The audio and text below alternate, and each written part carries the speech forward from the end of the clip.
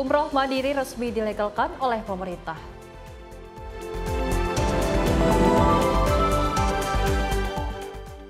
Terjaring razia, belasan pasangan mesum diamankan.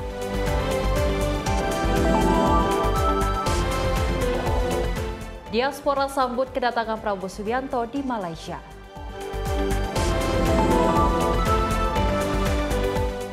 Bahasa Portugis masuk kurikulum pendidikan Indonesia.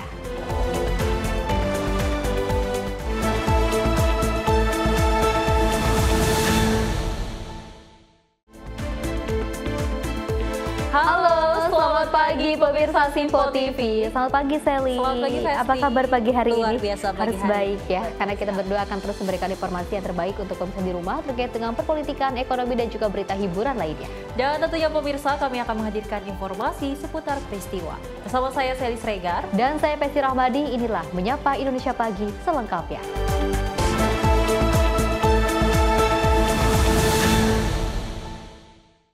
Pemirsa, kita awali dengan berita utama. Seorang ABK penangkap ikan atas nama Ari 27 tahun yang tenggelam di perairan Karimun Provinsi Kepulauan Riau ditemukan meninggal dunia. Korban ditemukan tim SAR berjarak kurang lebih 2,7 mil laut arah utara dari lokasi kejadian kecelakaan. Tim SAR Tanjung Balai Karimun berhasil menemukan jasad Ari, 27 tahun, seorang anak buah kapal atau ABK penangkap ikan yang tenggelam di perairan Karimun Provinsi Kepulauan Riau. Korban ditemukan dalam kondisi meninggal dunia pada Sabtu 25 Oktober 2025 pukul 18.30 waktu Indonesia Barat. Lokasi penemuan korban berjarak kurang lebih 2,7 nanometer arah utara dari lokasi kejadian kecelakaan. Diketahui operasi pencarian korban telah berlangsung selama 3 hari, sejak almarhum dilaporkan hilang pada Kamis 23 Oktober lalu. Berdasarkan laporan yang diterima, korban Ari nekat melompat ke laut di perairan Pulau Tembelas, Karimun, untuk menangkap ikan yang terlepas dari alat tangkap jaring. Namun naas saat terjun ke laut, korban terseret arus selalu tenggelam. Jenazah korban pun sudah dievakuasi dan dibawa menuju RSUD Muhammad Sani guna proses lebih lanjut. Tim redaksi Simpo TV melaporkan. Pemirsa, atap lapangan padel di Anwar Rakyat Club Meruya, Jakarta Barat ambruk pada Minggu siang 26 Oktober 2025. Diduga atap lapangan padel ini ambruk akibat hujan deras disertai dengan angin kencang. Peristiwa terjadi sekitar pukul 2 siang saat hujan deras disertai angin kencang melanda wilayah tersebut. Sebanyak 6 lapangan padel dilaporkan rusak akibat terpahan angin kencang yang mengguncang struktur atap bangunan pada Minggu 26 Oktober 2025. Beruntung peristiwa ini tidak menimbulkan korban jiwa maupun luka. Petugas kepolisian bersama pihak pengelola telah juga meninjau mengamankan lokasi pasca insiden untuk mencegah terjadinya peristiwa susulan. Hingga saat ini penyelidikan terkait penyebab pasti robohnya atap masih dilakukan oleh pihak terkait. Susiandi Andika Priyanto, tim redaksi Simpo TV melaporkan. Selain itu, pemirsa, 2 anak yang hilang akibat tenggelam di Sungai Ciliman, Desa Karyasari, Kecamatan Sukaresmi, Kabupaten Pandeglang akhirnya ditemukan oleh tim SAR gabungan pada Senin 27 Oktober 2025. Kedua korban kemudian dievakuasi ke puskesmas terdekat. Tim SAR gabungan berhasil menemukan kedua korban yang sebelumnya dilaporkan hilang saat mandi di Sungai Ciliman. Korban pertama ditemukan dengan identitas bernama Haikal, sementara korban kedua, Habibi, dan ditemukan berjarak sekitar 4 hingga 5 km dari titik awal dilaporkan tenggelam. Kepala Pelaksana Badan Penanggulangan Bencana Daerah dan Pemadam Kebakaran Kabupaten Pandeglang, Riza Ahmad Kurniawan, membenarkan penemuan tersebut dan juga menyatakan bahwa kedua korban sudah ditemukan dalam kondisi tak bernyawa. Tim SAR gabungan selanjutnya melakukan evakuasi dan juga membawa kedua korban ke puskesmas untuk tindakan lebih lanjut. Lulu Nur Saidah Permana, tim redaksi Simpo TV melaporkan. Pemirsa, sekelompok geng motor bersenjata tajam melakukan aksi penyerangan terhadap 3 orang pemuda yang tengah beristirahat di pinggir jalan di kawasan Jalan Gaga, Rawakompeni, Kamal Kalideres, Jakarta Barat. Meski tidak ada korban jiwa, namun kelompok geng motor tersebut membawa kabur 1 unit sepeda motor milik ketiga pemuda dari lokasi. Niat ingin beristirahat sejenak di pinggir jalan, ketiga pemuda ini sontak panik ketakutan saat tiba-tiba diserang sekelompok geng motor di kawasan Kampung Gaga Rawakompeni, Kamal Kalideres, Jakarta Barat. Para pelaku yang mengendarai 5 hingga 6 sepeda motor ini langsung menyerang ketiga pemuda secara membabi buta dengan sejumlah senjata tajam.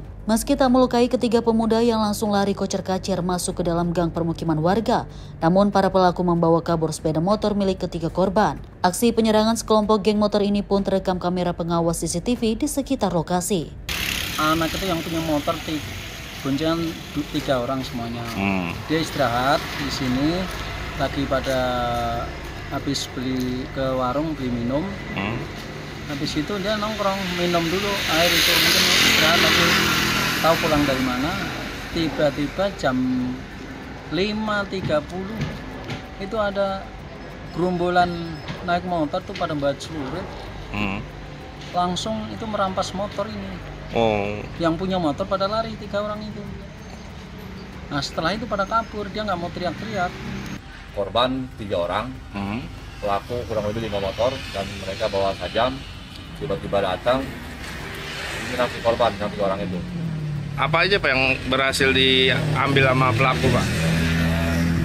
Yang berhasil dibawa sepeda motor jenis Honda Vario kalau nggak salah. Terus mereka si korban lari ke dalam gang, ya langsung dibawa motornya. Akibat kejadian tersebut, warga pun kini resah dengan aksi beringas kelompok geng motor tersebut. Polisi dari Polsek Kalideres yang menerima laporan langsung mendatangi lokasi kejadian guna menyelidiki kasus tersebut. Dari Jakarta, tim kontributor Sinpo TV melaporkan.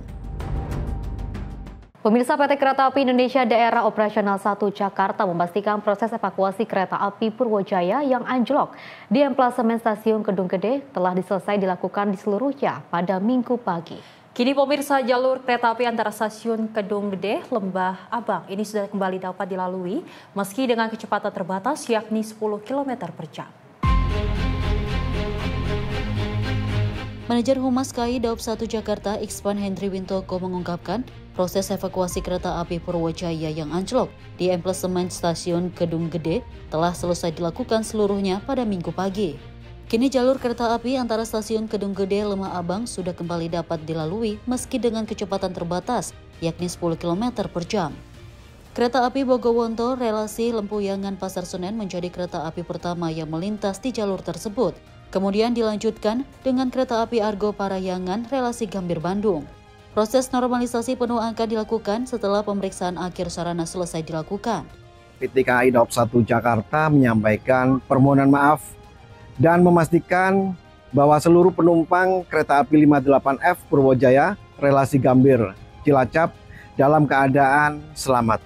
Setelah 2 kereta di belakang rangkaian anjlok di emplasemen stasiun Kedung Gede, tepatnya di kilometer 56 plus 1/2 pada Sabtu tanggal 25 Oktober pukul 14:14 waktu Indonesia bagian Barat. Kami menyampaikan bahwa seluruh penumpang telah dievakuasi dengan aman dan mendapat pelayanan perjalanan lanjutan menggunakan kereta api pengganti lainnya. Juga ada yang menggunakan angkutan bus. Petugas gabungan dari Daob 1 Jakarta bersama 2 unit kren dari Bandung dan Cirebon melakukan penanganan sejak Sabtu sore hingga Minggu dini hari. Tepat pada pukul 02.00 waktu Indonesia bagian Barat, tanggal 26 Oktober 2025, jalur Kedung Gede Lembah Abang kembali dibuka. Dan kereta api Bogowonto menjadi kereta pertama yang melintas. Dilanjut kemudian pada pukul 4:47 kereta api 134 Parayangan relasi Gambir tujuan Bandung sebagai KA berikutnya yang lewat dengan kecepatan 10 km per jam. Penyebab pasti anjloknya kereta masih dalam investigasi PT KAI bersama Dirjen Perkeretaapian serta instansi terkait. Dari Jakarta, Dio Malau, Sinpo TV melaporkan. Pemirsa, seorang pelaku jambret diamankan warga setelah aksi kejahatannya gagal di Jalan Hayam Wuruk, Gambir, Jakarta Pusat pada Sabtu 25 Oktober 2025. Warga yang geram langsung menangkap dan mengamankan pelaku sebelum diserahkan ke pihak kepolisian. Peristiwa berasal dari 2 orang pelaku pengendara sepeda motor yang berusaha merampas tas milik seorang wanita yang sedang berjalan sambil memegang telepon genggam. Korban berhasil mempertahankan barang miliknya sehingga salah satu pelaku yang diduga sebagai eksekutor terjatuh dari kendaraan. Warga yang melihat kejadian tersebut segera menangkap pelaku dan mengamankannya. sementara rekan pelaku yang bertugas sebagai pengendara berhasil melarikan diri. Setelah ditangkap, pelaku sempat mendapat perlakuan keras dari warga. Usai situasi terkendali, pelaku diberikan makan oleh warga dan kemudian diserahkan ke pihak Polsek Gambir untuk diproses lebih lanjut. Korban dan pelaku telah dibawa ke Mapolsek Gambir untuk dimintai keterangan. Pihak kepolisian masih memburu satu rekan pelaku yang berhasil melarikan diri. Lulu Nur Saida, Permana, tim redaksi Sinpo TV melaporkan. Selain itu, pemirsa, satu unit mobil Lexus berwarna hitam tertimpa pohon tumbang di kawasan Pondok Indah, Jakarta Selatan pada Minggu 26 Oktober 2025. Insiden tersebut mengakibatkan pengemudi mobil meninggal dunia. Peristiwa pohon besar tumbang menimpa mobil Lexus berwarna hitam terjadi di kawasan Pondok Indah, Jakarta Selatan. Pengemudi mobil yang merupakan seorang pria berusia sekitar 50 tahun meninggal dunia karena terjebak di dalam mobil saat pohon menimpa mobilnya. Warga yang mengetahui membawa pengemudi naas tersebut ke rumah sakit Pondok Indah, sementara kondisi mobil mengalami kerusakan parah di bagian depan. Kapusdatin BPBD DKI Jakarta Muhammad Yohan membenarkan kejadian tersebut dan menyebut identitas korban masih dalam proses pengecekan. Peristiwa pohon tumbang ini membuat arus lalu lintas mengalami kemacetan akibat batang pohon yang memakan badan jalan. Susendi Andika Priyanto, tim redaksi Sinpo TV melaporkan. Selain itu, pemirsa, suasana mencekam terjadi di kawasan industri PT FMI Morowali, Sulawesi Tengah pada Rabu 22 Oktober 2025. Seorang mandor tenaga kerja asing dilaporkan meninggal dunia setelah dikeroyok oleh rekan kerjanya. Diduga insiden ini dipicu akibat cekcok saat aktivitas kerja berlangsung.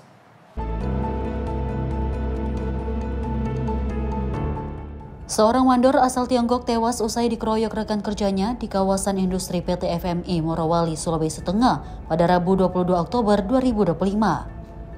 Menurut saksi mata, peristiwa tersebut terjadi sesaat korban dengan rekan kerja di luar timnya terlibat cekcok.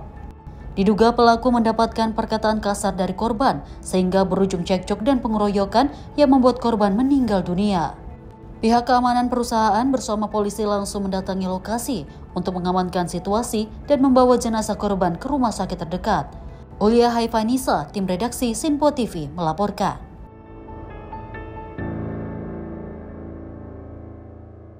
Pemirsa, informasi lainnya akan terus kami hadirkan usai jeda berikut ini.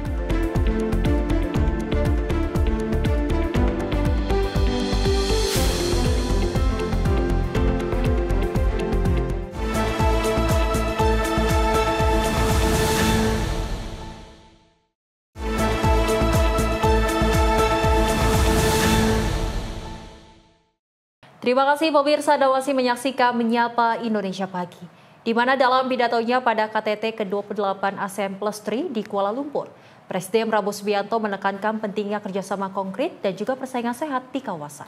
Ia juga menyerukan penguatan integrasi regional, diverifikasi perdagangan dan juga kesiapsiagaan pangan antar negara. Dalam pidatonya pada konferensi tingkat tinggi ke-28 ASEAN Plus 3 di Kuala Lumpur, Malaysia pada Senin 27 Oktober 2025, Presiden Republik Indonesia Prabowo Subianto menekankan pentingnya memperkuat kerjasama konkret dan memastikan persaingan di kawasan tetap konstruktif. Presiden RI menyoroti berbagai tantangan global yang kompleks seperti perubahan iklim, gangguan perdagangan, dan ketegangan geopolitik yang berdampak langsung pada kehidupan rakyat di kawasan. Dalam konteks integrasi regional, Presiden Prabowo menekankan perlunya diversifikasi perdagangan, penguatan jaring pengaman keuangan, serta implementasi penuh APT Cooperation Work Plan 2023-2027. Ia juga menyerukan peningkatan ASEAN Plus 3 Emergency Rice Reserve untuk menjaga pasokan pangan stabil dan memperkuat kerjasama darurat antar negara melalui pertukaran informasi. Presiden menegaskan dukungan Indonesia terhadap pengesahan ASEAN Plus 3 Leaders Statement on Strengthening Regional Economic and Financial Cooperation. Ia menutup pidatonya dengan menekankan pentingnya menjaga semangat persaingan sehat di tengah dinamika global, sekaligus memperdalam kerjasama ekonomi dan keuangan regional melalui inisiatif seperti Chiang Mai Initiative Multilateral Session. Tim redaksi Sinpo TV melaporkan. Pemirsa, Menteri Koordinator Bidang Pemberdayaan Masyarakat ini menggelar rapat koordinasi tingkat menteri bersama dengan Menteri Pemberdayaan Perempuan dan Pelindungan Anak dalam rangka untuk membahas perkuatan ekonomi perempuan.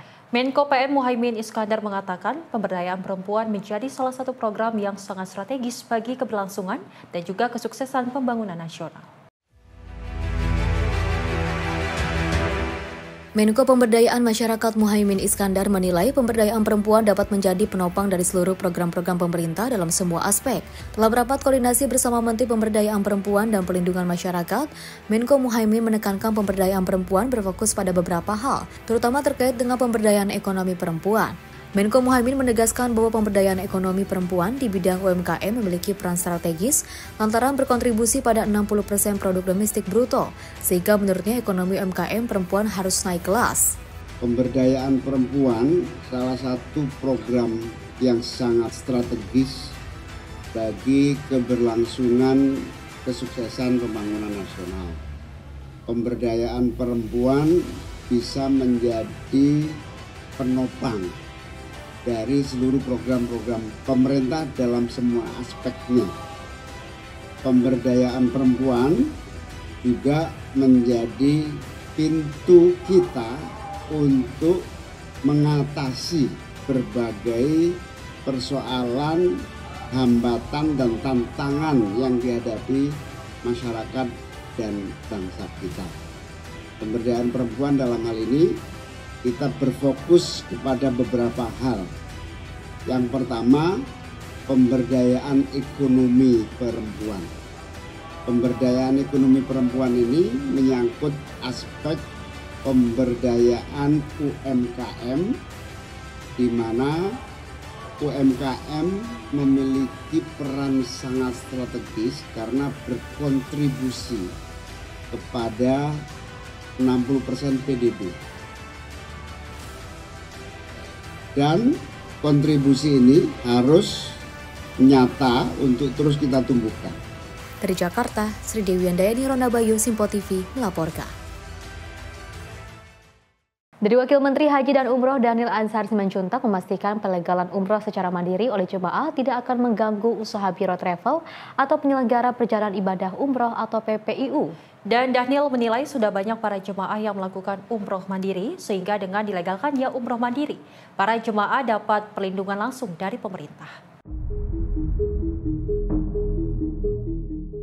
Pemerintah bersama Dewan Perwakilan Rakyat telah sepakat untuk melegalkan umroh mandiri melalui Undang-Undang Nomor 14 Tahun 2025 tentang perubahan ketiga atas Undang-Undang Nomor 8 Tahun 2019 tentang penyelenggaraan ibadah haji dan umroh. Dilegalkannya umroh mandiri ini untuk mengikuti perkembangan regulasi di negara Arab Saudi yang telah menerapkan umroh bisa dilakukan dengan mandiri.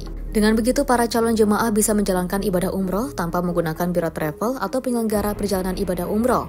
Kehadiran umroh mandiri juga dipastikan tidak akan mengganggu usaha biro travel. Hal ini dilakukan sebagai bentuk upaya pemerintah dalam melindungi para jemaah yang melaksanakan umroh. Ini kan ada kekhawatiran dari biro travel akan mematikan biro travel dengan hadirnya umrah haji mandiri. Ini kalau dari pemerintah sendiri memastikan seperti apa? Umroh mandiri itu kan keniscayaan ya, karena Arab Saudi juga membuka gerbang dengan luas. Kemudian kedua juga selama ini sudah banyak yang melakukan umroh mandiri itu, sehingga kepentingan pemerintah melindungi jamaah haji kita untuk umroh mandiri. Kita siapkan undang-undang, DPR dengan pemerintah bersepakat umroh mandiri legal dan kita lindungi mereka. Dari Jakarta, Fahrizalda Farizkiano, Simpo TV melaporkan. Pemirsa, pemerintah juga secara resmi melegalkan umroh mandiri di Indonesia melalui Undang-Undang Nomor 14 Tahun 2025 tentang perubahan ketiga tentang penyelenggaraan ibadah haji dan juga umroh. Calon jemaah nantinya dapat berangkat tanpa melalui biro travel umroh atau penyelenggara perjalanan ibadah umroh. Wakil Menteri Haji dan Umroh Dhanil Anzar Simanjuntak menjelaskan dengan dilegalkannya umroh mandiri melalui undang-undang untuk menyesuaikan perkembangan regulasi negara Arab Saudi. Dhanil menyebut hal ini juga merupakan upaya pemerintah dalam melindungi calon jemaah umroh mandiri. Nantinya para calon jemaah harus terdaftar terlebih dahulu dan juga melakukan pemesanan layanan di Arab Saudi melalui sistem nusuk. Terkait dengan umroh mandiri memang sudah diatur dan dilegalkan oleh undang-undang terbaru kita, Undang-Undang Haji, yaitu Undang-Undang Nomor 14 Tahun 2025. Nah, undang-undang tentu menyesuaikan dengan perkembangan regulasi yang ada di Saudi Arabia atau Kerajaan Saudi Arabia. Pada saat ini pintu atau gerbang untuk pelaksanaan haji mandiri memang sangat dibuka oleh Kementerian Haji dan Umroh Saudi Arabia. Sehingga Indonesia tentu secara regulasi harus kompatibel, bahkan harus menyesuaikan regulasi kerajaan Saudi Arabia, sehingga kita kemudian di dalam undang-undang atau perubahan undang-undang bersama dengan DPR itu melegalkan haji mandiri. Nah, pelegalan haji mandiri ini berangkat dari perubahan-perubahan yang sangat radikal di perkembangan ekosistem ekonomi haji, di mana banyak sekali jamaah umroh mandiri dari seluruh dunia termasuk dari Indonesia sudah melakukannya selama ini. Nah, bahkan ketika undang-undang lama tidak mengakomodir pelaksanaan umroh mandiri, jamaah umroh kita sudah banyak yang melakukan umroh mandiri karena aturan dan regulasi pemerintah Kerajaan Saudi Arabia sangat membuka peluang itu. Nah, sehingga kita ingin melindungi seluruh jamaah umroh mandiri atau seluruh jamaah umroh kita, maka kita masukkanlah di dalam undang-undang untuk memastikan perlindungan terhadap jamaah umroh mandiri. Namun ketika kita ingin melakukan perlindungan terhadap jamaah umroh mandiri, juga artinya kita juga akan melindungi seluruh ekosistem ekonomi yang ada di dalamnya. Di sisi lain, anggota Komisi 8 DPR Aprozi Alam menilai peresmian umroh mandiri tersebut ialah untuk pemerintah ingin mendahulukan kepentingan masyarakat. Dirinya mengatakan kebijakan umroh mandiri bukanlah sebuah hal yang baru di Arab Saudi, melainkan telah berjalan sejak lama. Oleh karena itu, negara Indonesia mengikuti perkembangan regulasi yang ada di Arab Saudi. Sebenarnya nggak perlu ada pembahasan lagi. Undang-Undang nomor 14 tahun 2025 sudah clear. Bahwasanya kita dari Komisi 8 bersama pemerintah sudah mengesahkan untuk haji mandiri dan umroh mandiri. Ada pihak-pihak yang merasa kurang bisa diterima, saya pikir hal yang biasa lah.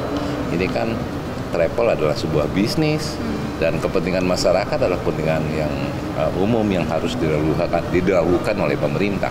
Apalagi kita tahu bahwasanya di Arab Saudi kan hal ini bukan baru. Mereka sudah membuka seluas-luasnya. Di Indonesia baru mengikuti regulasi yang ada di Arab Saudi. Jadi kita memberikan kebebasan kepada masyarakat Indonesia yang untuk melaksanakan haji mandiri maupun umroh mandiri, tentunya mengikuti koridor-koridor yang sudah diatur dalam undang-undang. Misalkan mereka pertama agama Islam tentunya, yang kedua memiliki paspor tentu 6 untuk bolak-baliknya, yang ketiga kan harus mendaftar melalui online nusuk sehingga mereka bisa terdaftar di Kementerian Haji Indonesia dan Kementerian Haji Arab Saudi, dan pemerintah Indonesia tahu bahwa contohnya saya berangkat pada bulan ini tanggal segini, tentu harus itu. Nah, seandainya itu tidak dilakukan tentu tidak bisa. Nah, gitu loh. Ada yang mungkin ada lembaga-lembaga terkait yang mungkin atau pihak-pihak terkait yang merasa dirugikan, tentu yang namanya regulasi perubahan tentu ada yang dirugikan. Di Jakarta, Farizalda Fariskiano, Simpo TV melaporkan. Ya, Sally dan juga pemirsa, dengan hadirnya kementerian yang baru yaitu adalah Kementerian Haji dan juga Umroh, kita tahu bahwa sebelum-sebelumnya memang sebelum dihadirkannya kementerian baru ini banyak sekali evaluasi yang terjadi terkait dengan ibadah haji dan juga umroh ya. Dan kalau kita melihat memang ada undang-undang baru yang juga tadi juga sempat disebutkan oleh Wakil Menteri Haji, ada Daniel Anzar seperti itu, yang mengatakan bahwa ini sudah diberlakukan untuk adanya umroh mandiri. Tapi dengan hadirnya umroh mandiri ini tidak akan mengganggu usaha-usaha biro travel umroh dan juga travel haji lainnya seperti itu ya. Karena ini juga akan dilindungi oleh pemerintah. Tapi meskipun sudah ada umroh mandiri, kita juga harus tahu sistem caranya seperti apa dan persyaratannya juga harus dilengkapi dan juga harus menggunakan sistem nusuk. Betul, dan memang diharapkan bahwasanya nantinya jemaah umroh yang memang melakukan umroh mandiri ini bisa melakukan ataupun menyesuaikan dengan aturan-aturan yang ada. Karena memang ternyata ini diharapkan tidak mengganggu ataupun tidak merugikan pihak lain. Karena memang ternyata kan kita ketahui ada antrian yang cukup panjang dengan adanya umroh dan haji. Ini kita berharap bahwasanya dengan ada umroh mandiri bisa melonggarkan ataupun meringankan para jemaah yang memang ingin ibadah umroh di sana. Betul, mudah-mudahan dengan dilegalkannya umroh mandiri ini, ibadah umroh kita semakin bisa dilancarkan, seperti itu ya, semakin dipermudah. Apalagi ini sudah didiskusikan maksud kami dengan pemerintah Arab Saudi. Dan pemirsa, kita beralih ke informasi lainnya di mana Menteri Usaha Mikro Kecil dan juga Menengah, Maman Abdurrahman membuka agenda BCP New York 2025 yang diselenggarakan oleh sahabat Pontianak di Taman Mini Indonesia Indah. Melalui kegiatan ini, pemirsa, Menteri Maman mengajak seluruh masyarakat untuk tidak melupakan semangat berbudaya, serta terus mendukung UMKM dan juga produk lokal yang memiliki potensi besar di pasar global.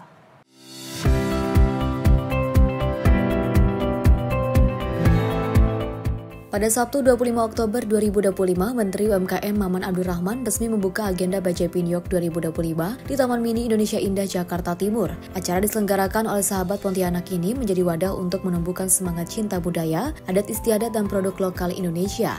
Dalam sambutannya, Menteri Maman mengajak seluruh masyarakat untuk tak lupa akan asal-usul dan kekayaan budaya yang dimiliki bangsa, yang mampu menghasilkan produk inovatif dan juga berdaya saing. Melalui potensi komoditas unggulan di setiap daerah, produk lokal Indonesia diharapkan mampu menembus pasar nasional hingga global. Saatnya Kalimantan Barat, dimanapun kita berada, kita pasti akan disatukan dengan semangat kedaerahan kita. Melalui agenda BCP New York 2025, Menteri Maman berharap semangat berbudaya dan juga kreativitas UMKM terus tumbuh menjadi kekuatan baru dalam membangun ekonomi nasional yang mandiri dan juga berkelanjutan. Tim redaksi Simpo TV melaporkan. Pemirsa, masalah sampah dan juga mikroplastik masih jadi tantangan serius yang mengancam lingkungan dan kesehatan masyarakat. Dari Menteri Lingkungan Hidup Hanif Faisal Nurrofik menegaskan komitmen pemerintah untuk segera mengatasi permasalahan ini melalui inovasi teknologi dan sinergi antar daerah.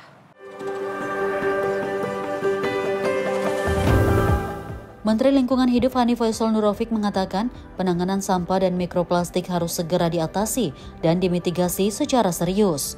Melalui komitmen dan inovasi yang dilakukan pemerintah daerah, khususnya Bupati Tangerang, pemerintah pusat akan menerapkan teknologi camping pada pengelolaan sampah untuk mencegah penyebaran mikroplastik yang merusak lingkungan. Hanif menegaskan sampah plastik yang tidak dikelola dengan baik dapat menjadi ancaman serius baik di udara, tanah maupun air. Untuk itu, pihaknya mendorong seluruh pengelola TPA di wilayah Jabodetabek untuk menerapkan langkah serupa. Saat ini pemerintah juga tengah memulai pembangunan waste to energy di TPA Jatiwaringin yang akan menjadi solusi pengelolaan sampah bagi Kota Tangerang, Kabupaten Tangerang, dan Kota Tangerang Selatan. Proyek ini diharapkan dapat mulai dibangun pada awal tahun depan dan beroperasi pada akhir tahun 2027. Menteri Lingkungan Hidup Hanif menyampaikan sesuai arahan Presiden Prabowo Subianto, pemerintah bekerja keras untuk memastikan seluruh persiapan dilakukan dengan cermat agar hasil pembangunan memberikan dampak besar bagi masyarakat. Hari ini kita sudah melihat perubahan yang serius dari Bapak Bupati Kota Tangerang dengan salah satunya memberikan camping.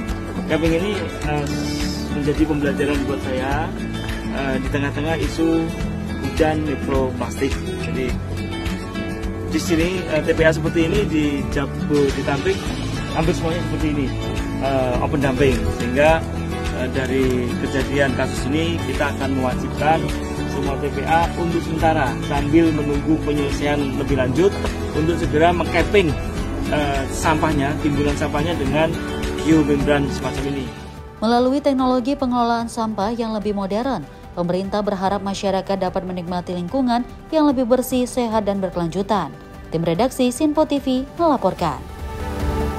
Pemirsa, Presiden Republik Indonesia Prabowo Subianto ini mengatakan konferensi tingkat tinggi ataupun KTT ke-47 ASEAN menunjukkan semangat kebersamaan dan komitmen perdamaian di kawasan Asia Tenggara. Hal itu disampaikan Prabowo kepada media usai menghadiri serangkaian acara KTT. Prabowo menyampaikan bahwa Indonesia mendukung hubungan berkelanjutan Amerika Serikat dengan ASEAN yang selama ini memberikan dampak positif bagi kedua belah pihak. Prabowo juga mengapresiasi peran Amerika Serikat dalam memediasi konflik yang terjadi antara Thailand dan Kamboja yang dinilai sebagai salah satu capaian konkret. Baik, bagus, baik.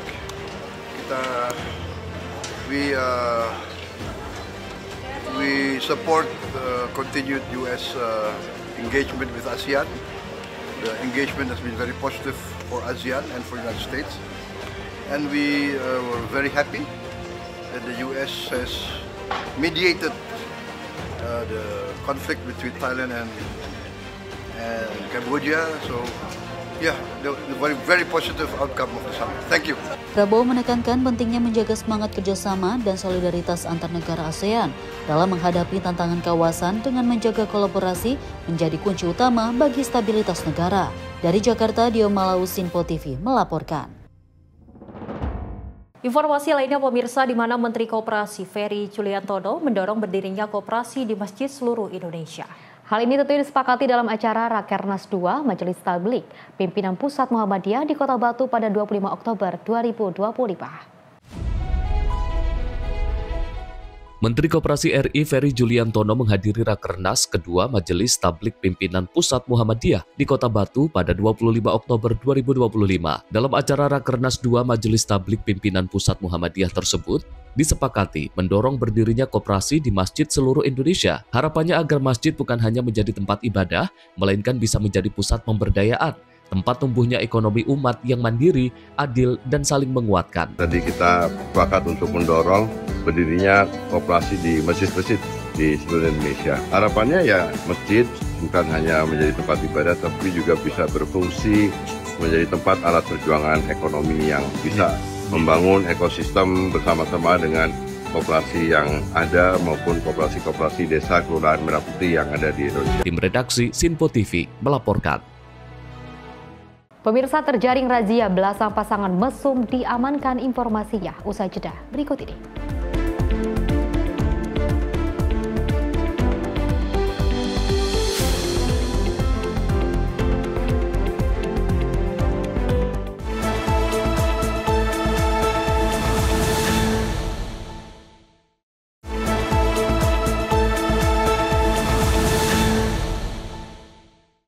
Masih bersama kami pemirsa dalam Menyapa Indonesia Pagi. Informasi kita lanjutkan, di mana Polsek Namlea bersama Satpol PP menggelar razia penyakit masyarakat di sejumlah penginapan. Dari razia ini, petugas juga mengamankan belasan pasangan mesum bukan suami istri.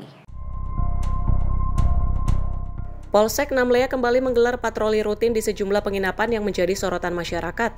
Dalam operasi gabungan bersama Satpol PP, petugas berhasil mengamankan 14 pasangan bukan suami istri. Mereka terciduk di kamar penginapan dan kumpul kebo di sejumlah kos-kosan. Patroli ini menyasar penginapan-penginapan yang kerap dikeluhkan warga karena diduga menjadi tempat praktik prostitusi terselubung. Petugas menyisir satu persatu kamar dan memeriksa identitas para penghuni. Belasan pasangan yang terjaring langsung dibawa ke Polsek Namlea untuk didata dan dimintai keterangan. Mereka juga diminta membuat pernyataan tertulis agar tidak mengulangi perbuatan serupa.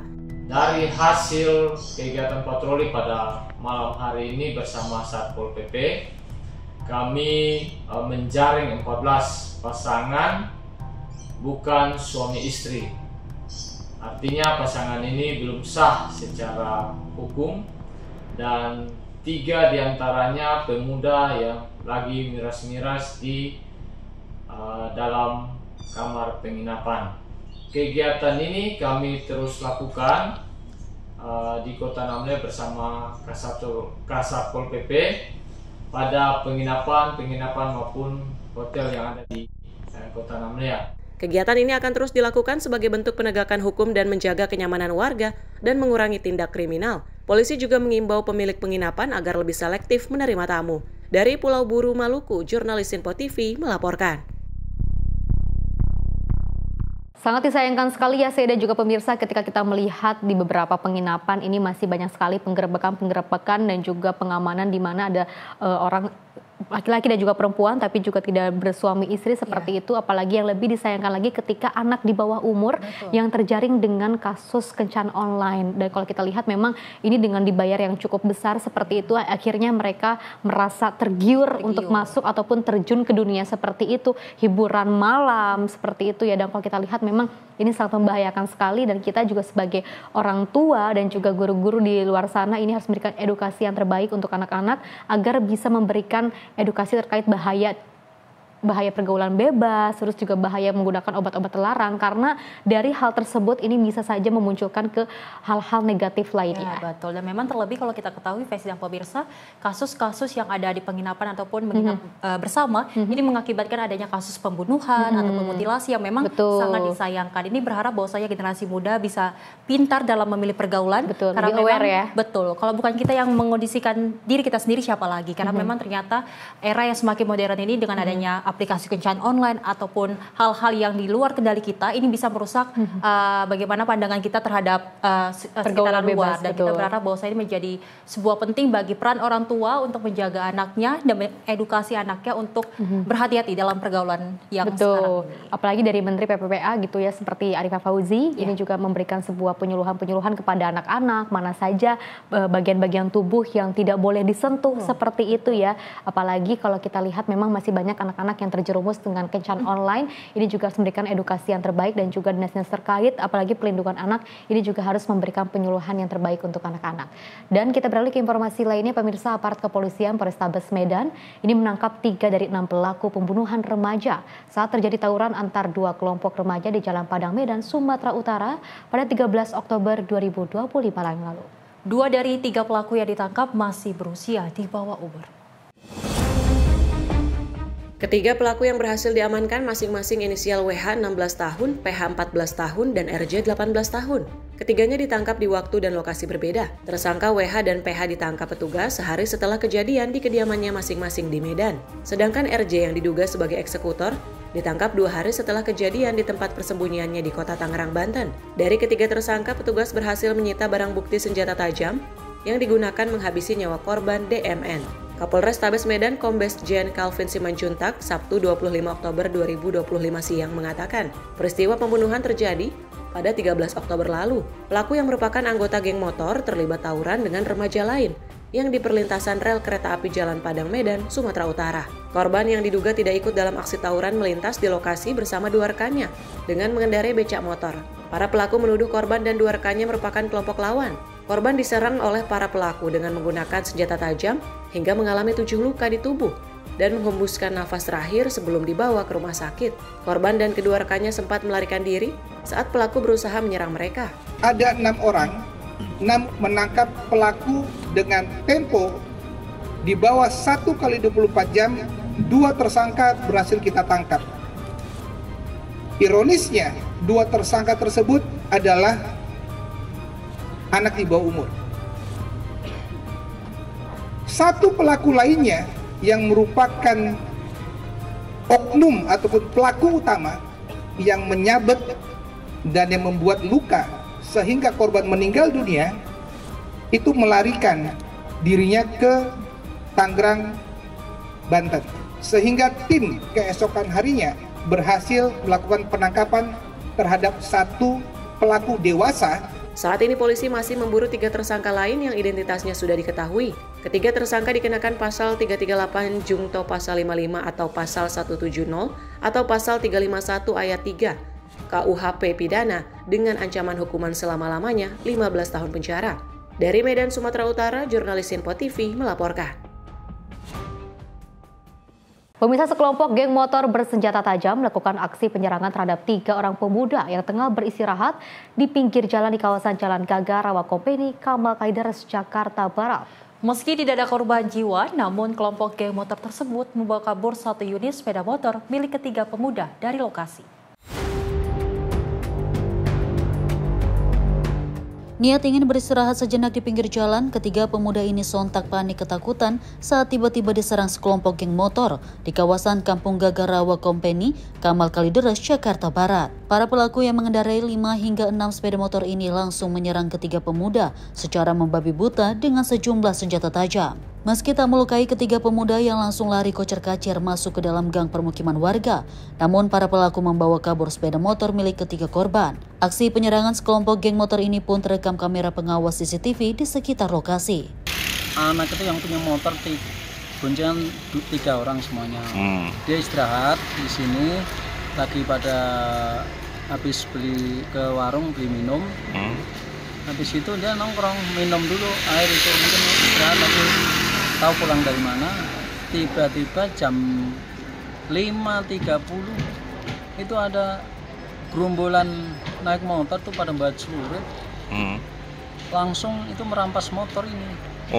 Yang punya motor pada lari 3 orang itu. Nah setelah itu pada kabur, dia nggak mau teriak-teriak. Korban 3 orang, pelaku kurang lebih 5 motor dan mereka bawa tajam. Tiba-tiba datang, ini si korban yang 3 orang itu. Apa aja Pak yang berhasil diambil sama pelaku Pak? Yang berhasil dibawa sepeda motor jenis Honda Vario kalau nggak salah. Terus mereka si korban lari ke dalam gang, ya langsung dibawa motornya. Akibat kejadian tersebut, warga pun kini resah dengan aksi beringas kelompok geng motor tersebut. Polisi dari Polsek Kalideres yang menerima laporan langsung mendatangi lokasi kejadian guna menyelidiki kasus tersebut. Dari Jakarta, tim kontributor Sinpo TV melaporkan. Pemirsa, PT Kereta Api Indonesia Daerah Operasional 1 Jakarta memastikan proses evakuasi kereta api Purwojaya yang anjlok di emplasemen stasiun Kedung Gede telah selesai dilakukan di seluruhnya pada Minggu pagi. Kini pemirsa, jalur kereta api antara stasiun Kedung Gede, Lembah Abang ini sudah kembali dapat dilalui meski dengan kecepatan terbatas yakni 10 km per jam.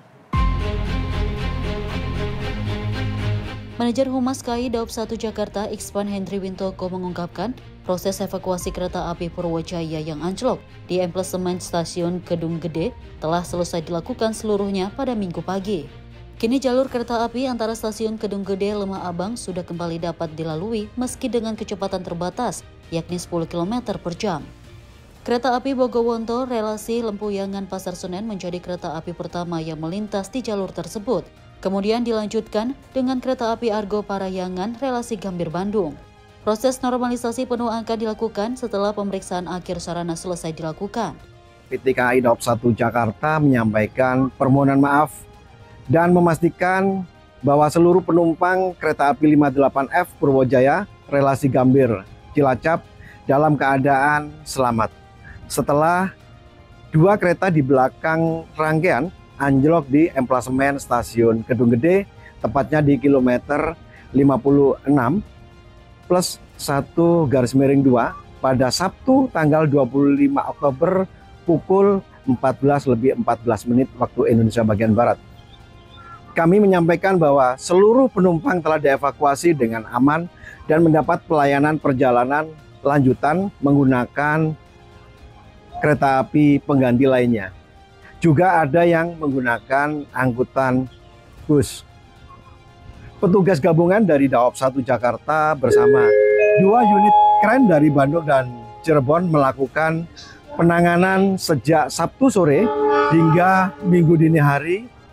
Tepat pada pukul 02.00 waktu Indonesia bagian Barat, tanggal 26 Oktober 2025, jalur Kedung Gede Lembah Abang kembali dibuka. Dan kereta api Bogowonto menjadi kereta pertama yang melintas.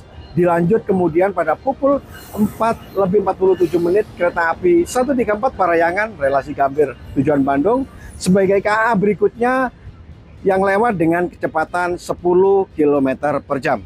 Penyebab pasti anjloknya kereta masih dalam investigasi PT KAI bersama Dirjen Perkeretaapian serta instansi terkait. Dari Jakarta, Dio Malau, Sinpo TV melaporkan. Pemirsa, seorang pria tewas dianiaya adik iparnya sendiri di Pasar Minggu, Jakarta Selatan. Korban tewas seketika akibat luka parah di bagian kepala usai dihantam pelaku dengan palu besi. Beginilah kondisi Bayu Satrio, pria berusia 39 tahun yang tewas mengenaskan di tangan Arif Rahman yang merupakan adik iparnya sendiri. Korban dan pelaku yang tinggal serumah di Jalan Rawabambu 2 Pasar Minggu, Jakarta Selatan, diketahui sempat terlibat cekcok, hingga akhirnya berujung pada penganiayaan dan kematian. Cekcok yang mengawali aksi kekerasan ini dilatar belakangi permasalahan sepele terkait merokok dalam kamar. Teguran kakak iparnya membuat pelaku tersulut emosi. Pelaku mengambil palu besi kemudian menghantam kepala kakak ipar hingga terkapar bersimbah darah. Istri korban yang merupakan kakak pelaku sempat mencoba melerai, namun aksi spontan pelaku membuat sang kakak tak berdaya, sehingga pelaku pun akhirnya melarikan diri. Beruntung warga yang berada di sekitar lokasi sigap dan langsung meringkus pelaku usai mendengar jeritan minta tolong istri korban. Langsung saya kejar, malam itu berlima saya kejar, dia lari ke jalan raya. Di situ karena saya kan larinya kurang kenceng nih, anak-anak juga kurang kenceng, udah kalah lari dah. Ada Gojek yang ngampirin. Ada apaan Pak? Itu ada pelaku pembunuhan gitu kan. Terus Gojek itu ngejar, nah dapet tuh sekitar berapa meter gitu dikejar, karena dia pakai motor dapet. Nah di situ langsung ditangkap tuh. Nah kebetulan di pos itu ada PRT lagi jaga juga tuh sama temennya dan sama saudaranya pelaku juga tuh. Di situ udah dibawa sama PRT. Udah situ sampai situ doang.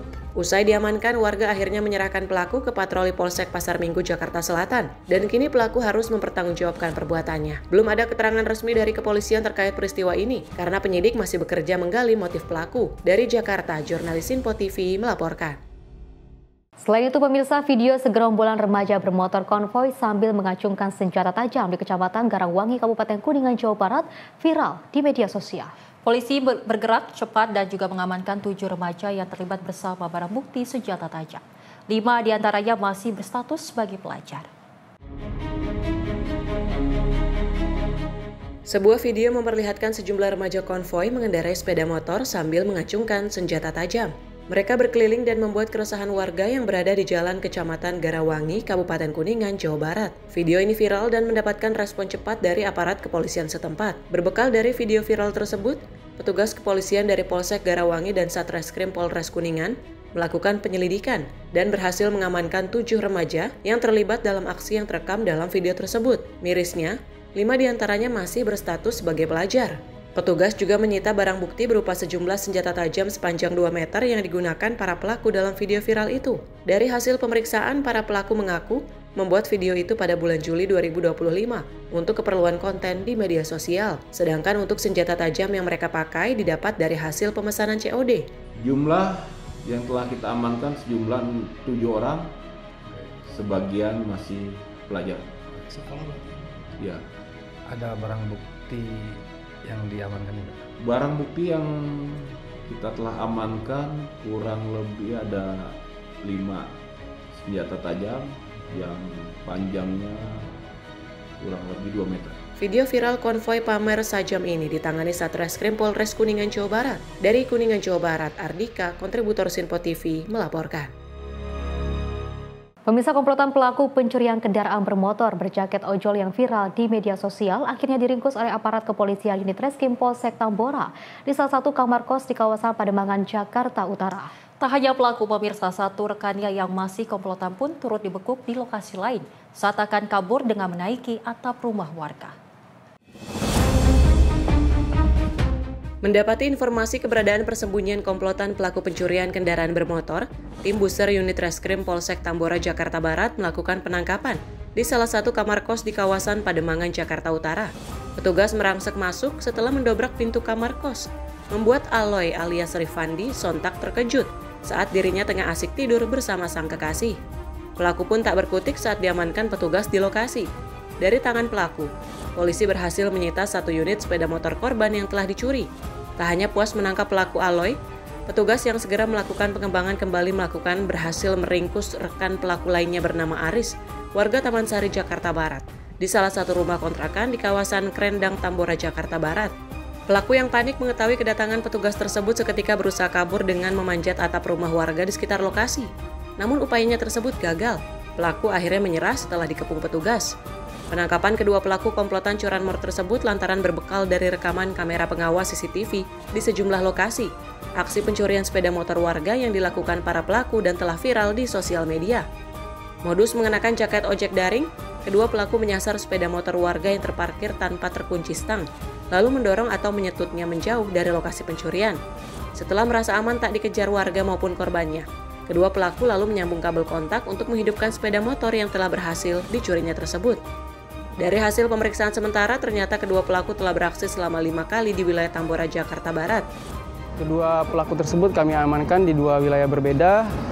Untuk A diamankan di wilayah Kalianyar, Kecamatan Tambora, dan R di wilayah Pademangan, Jakarta Utara. Berdasarkan analisa CCTV dari anggota kami dan berbekal dari informasi dari warga, kami melakukan serangkaian penyelidikan. Dan tidak lama kami mengetahui keberadaan pelaku dan langsung menuju ke tempat para pelaku dengan modus di mana mereka berdua melakukan pencurian dengan mendorong motor yang tidak dikunci stang, lalu dirasa sudah aman menyambungkan kabel untuk menyalakan motor tersebut. Untuk pengakuan dari pelaku kurang lebih sudah 5 kali melaksanakan aksinya. Untuk diketahui, A sendiri dan R merupakan seorang residivis dengan kasus yang sama dan baru keluar sekitar beberapa bulan yang lalu. Usai ditangkap, kedua pelaku berikut barang bukti jaket ojek daring serta 2 sepeda motor milik korban dan digunakan para pelaku saat beraksi tersebut langsung diamankan ke Mapolsek Tambora, Jakarta Barat. Kini kedua penjahat kambuhan dengan kasus serupa tersebut harus mendekam di balik penjara Polsek Tambora dengan ancaman hukuman selama 15 tahun penjara. Dari Jakarta, jurnalis Info TV melaporkan. Pemirsa, operasi penegakan hukum imigrasi di Chicago semakin gencar dan juga menimbulkan ketegangan dengan sejumlah pejabat setempat. Anggota DPR negara bagian Illinois, Hwan Yun, bersama stafnya 4 ditahan dan juga difoto saat razia berlangsung. Peristiwa ini memicu reaksi keras dari Partai Demokrat di kota yang menjadi basis dukungan mereka menjelang pemilu Kongres. Insiden terjadi di kawasan Northside Chicago saat Hwin sedang memperingatkan warga dan pelaku usaha mengenai operasi imigrasi. Hwin mengatakan petugas federasi bersenjata sempat menodongkan pistol, memotret wajahnya dan mencoba memecahkan kaca mobilnya. Ia menegaskan sudah menunjukkan identitas resmi sebagai anggota DPR dan tidak membawa senjata. Operasi imigrasi itu menargetkan komunitas Latino di kawasan Little Village dan Cicero. 8 orang ditahan termasuk 4 warga negara Amerika Serikat. Departemen Keamanan Dalam Negeri membela tindakan petugasnya, sementara itu anggota Dewan Kota Jesse Fuentes menggugat pemerintah sebesar $100.000 Amerika Serikat setelah sempat ditahan di rumah sakit ketika membantu korban razia. Operasi imigrasi tersebut membuat banyak warga Chicago resah. Aktivitas di sekolah, pasar, dan area parkir Bandara O'Hare ikut terganggu. Para aktivis dan warga mulai mendokumentasikan razia dengan video untuk memperingatkan komunitas sekitar. Ketegangan antara pejabat lokal dan petugas federal kini menjadi isu politik utama menjelang pemilu mendatang. Tim redaksi Sinpo TV melaporkan. Dari Presiden Amerika Serikat, Donald Trump sempat memberikan pujian dan juga menyampaikan apresiasi tinggi kepada Presiden Republik Indonesia Prabowo Subianto atas peran Prabowo dalam mendukung upaya perdamaian di kawasan Timur Tengah. Hal itu disampaikan Trump dalam pidatonya pada konferensi tingkat tinggi atau KTT ke-47 ASEAN yang digelar di Kuala Lumpur Convention Center, Malaysia pada Minggu pagi. Trump menegaskan komitmen Amerika Serikat untuk memperkuat kemitraan strategis dengan negara-negara Asia Tenggara, terutama di bidang perdagangan, keamanan, teknologi, dan energi. Well as my friend, President Prabowo of Indonesia for their incredible support of these efforts to secure the new day for the Middle East. It really is a new day. There's never been a period of time like this. The Middle East will have peace after 3,000 years. This is a very strong peace. It's going to be an everlasting peace. We're delighted to forge richer partnerships on energy technology, artificial intelligence, critical minerals, and other industries. I'd like to just say the United States is for you, committed to a free and open and thriving Indo-Pacific. My message to the nations of Southeast Asia is that the United States is with you 100%, and we intend to be a strong partner and friend for many generations to come. Pidato tersebut disampaikan di hadapan para kepala negara dan pemerintahan anggota ASEAN, termasuk Prabowo, Perdana Menteri Malaysia Anwar Ibrahim, serta sejumlah pemimpin dari negara-negara lainnya. Dari Jakarta, Dio Malau, Sinpo TV, melaporkan. Pemirsa, Reserse Narkoba Polres Metro Jakarta Timur mengungkap peredaran narkotika jenis sabu dan ganja pada Jumat 24 Oktober 2025. Sebanyak 215 gram sabu dan 26 kg ganja diamankan oleh petugas. Satuan Reserse Narkoba Polres Metro Jakarta Timur mengungkap peredaran sabu seberat 215 gram dan ganja seberat 26 kg. Wakasat Narkoba Polres Metro Jakarta Timur AKP Suminto mengatakan, pengungkapan tersebut adalah hasil dari penanganan 3 laporan polisi. Dari pengungkapan kasus ini, Polres Metro Jakarta Timur berhasil mengamankan 5 pelaku dengan inisial MS, VS, AK, MI, dan DA. Barang bukti yang diamankan terdiri dari 4 unit ponsel genggam, 7 plastik bening, 2 timbangan digital, 3 stiker label, dan 2 kotak kardus. Sat Narkoba Polres Jakarta Timur melaksanakan press release periode tanggal 28 September sampai 20 Oktober 2025. Berkaitan dengan dasarnya adalah laporan polisi nomor 239 yaitu berkaitan dengan ganja sebanyak 15 kg. Kemudian laporan polisi 279 sabu seberat 215,2 gram. Kemudian laporan polisi 278 kaitan dengan ganja seberat 11 kg.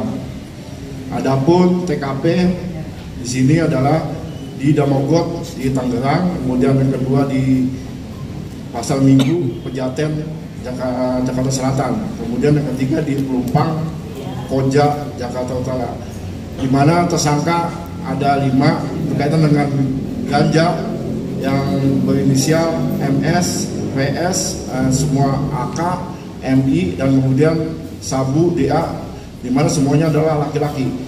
Kemudian ganja yang dapat kita barang bukti yang dapat kita sita ganja sebanyak 26.183 gram, di mana yang 15 kilo itu ada di Mabes dalam menunggu untuk press release hari Senin untuk dilakukan pemusnahan.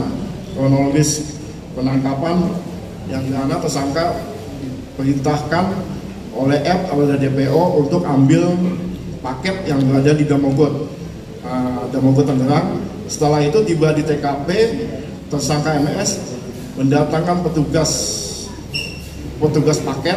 Setelah diberikan paket, kemudian diamankan oleh anggota Sat Narkoba Polres Jakarta Timur. Dari perbuatan para pelaku tersebut, dijatuhi pasal 114 dan 112 dengan ancaman hukuman maksimal 15 tahun penjara atau denda paling sedikit 800 juta rupiah. Dari Jakarta, jurnalis Sinpo TV melaporkan. Pemirsa, kereta api Purwojaya dengan rute Cilacap Gambir anjlok di kawasan Kedung Waringin, Kabupaten Bekasi, Jawa Barat pada Sabtu malam. Menyikapi peristiwa tersebut, Satuan Brimob Polda Metro Jaya diterjunkan untuk melakukan pengamanan serta pengaturan lalu lintas di sekitar lokasi kejadian. Personel Brimob dari Batalion D Pelopor Polda Metro Jaya tiba di lokasi sekitar pukul 20:15 waktu Indonesia bagian Barat dan langsung berkoordinasi dengan pihak PT Kereta Api Indonesia, Polsek setempat, serta instansi terkait lainnya. 2 gerbong bagian belakang kereta Purwojaya dilaporkan anjlok sehingga mengganggu arus lalu lintas di sekitar lintasan. Adapun untuk menghindari kemacetan, personel Brimob langsung melakukan pengaturan arus lalu lintas dan membantu proses evakuasi penumpang. Menurut keterangan pihak PT KAI, tidak ada korban jiwa dalam kejadian ini.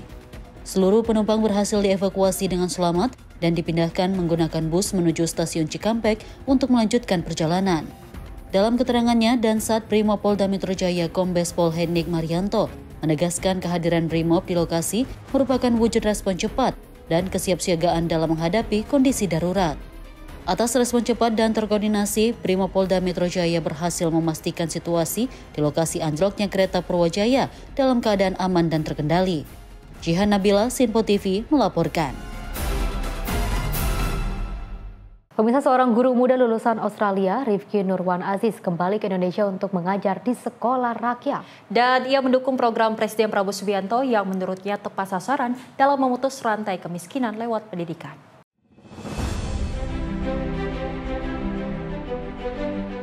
Rifki Nurwan Aziz, lulusan Universitas Pendidikan Indonesia Bandung yang juga sempat melanjutkan studi ke Australia, memilih kembali ke Indonesia untuk mengajar di Sekolah Rakyat Menengah Atas 13 Bekasi. Keputusannya dilatar belakangi keinginan berkontribusi langsung pada program Presiden Prabowo yang bertujuan untuk memutus rantai kemiskinan melalui pendidikan.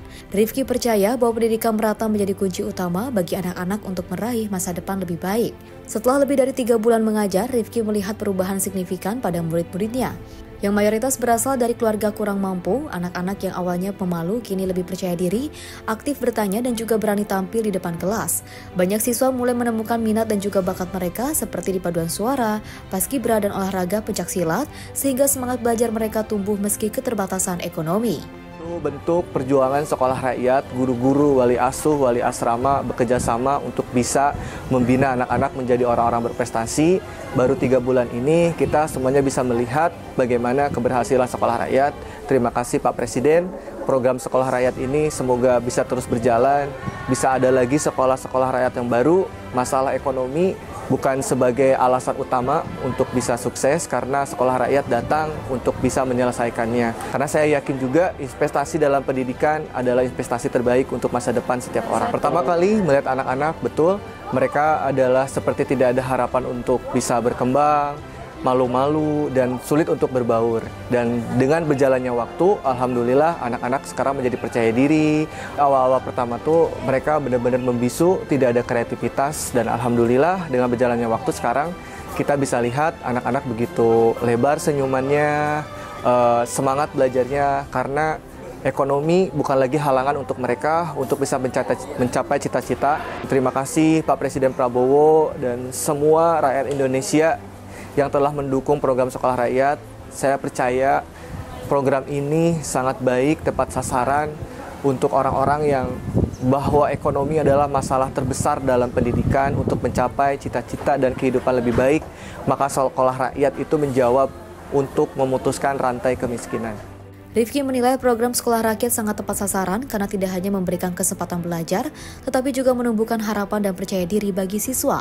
Ia terharu melihat semangat anak-anak termasuk dari keluarga pemulung yang memiliki cita-cita tinggi. Bagi Rifki, perubahan ini membuktikan bahwa pendidikan dapat mengubah nasib, dan ia menyampaikan terima kasih kepada Presiden Prabowo atas inisiatif program tersebut. Tim redaksi Sinpo TV melaporkan.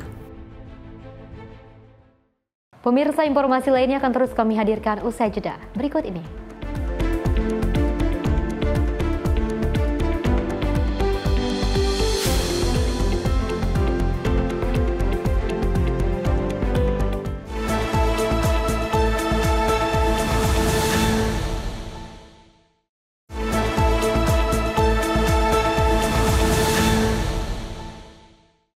Selamat pagi pemirsa, Anda masih menyaksikan Menyapa Indonesia Pagi, di mana Menteri Kehutanan Raja Juli Antoni bersama Komisi 4 DPR melakukan pemulangan 40 burung perkici dada merah dari Inggris ke habitat alaminya di Bali dan juga Lombok. Hal ini bertujuan untuk menjaga keberlanjutan keanekaragaman hayati di Indonesia. Menteri Kehutanan Raja Juli Antoni mendampingi kunjungan kerja Komisi 4 DPR RI untuk melakukan repatriasi atau pemulangan kembali 40 burung perkici dada merah dari Inggris ke habitat alaminya di Bali dan Lombok. Repatriasi ini menegaskan kedaulatan Indonesia atas keanekaragaman hayati dan kepercayaan dunia terhadap kapasitas konservasi di Indonesia. Menhub mengatakan bahwa 40 ekor burung perkici dada merah adalah spesies endemik Bali dan Lombok, yang statusnya juga dilindungi pada tahun 2018 dan termasuk spesies terancam punah menurut daftar IUCN. Raja Juli pun juga mengucapkan terima kasih kepada semua pihak yang turut mendukung penuh terhadap usaha konservasi satwa langka di Indonesia. 40 ekor burung perkici dada merah. Perkici dada merah ini adalah spesies endemik Bali dan Lombok yang statusnya dilindungi pada tahun 2018.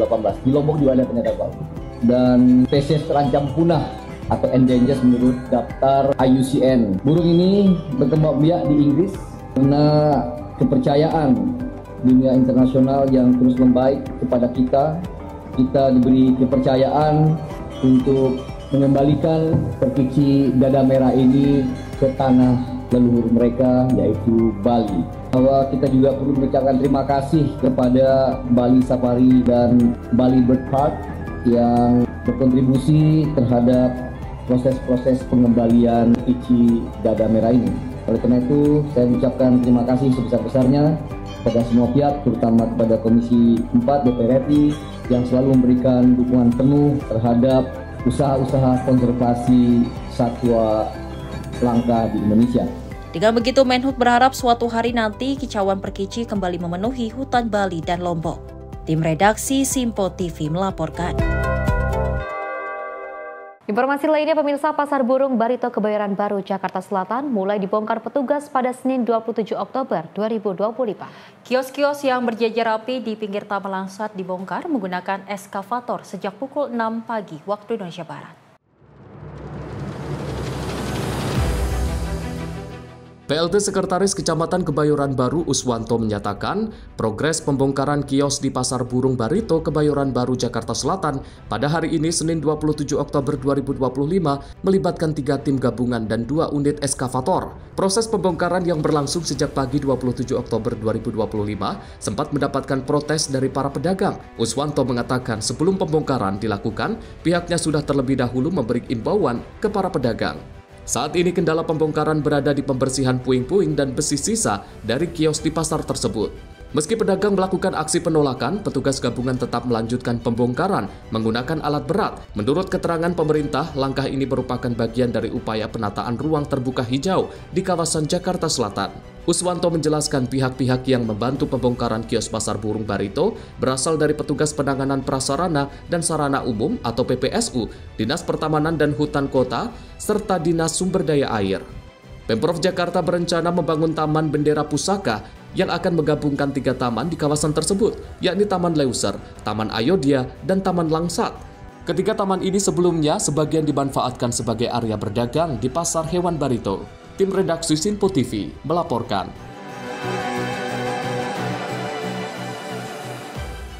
Dari Menpora RI, Taufik Hidayat berharap pebulu tangkis muda tanah air mampu menjaga konsistensi seiring penampilan gemilang di Indonesia Master 2025.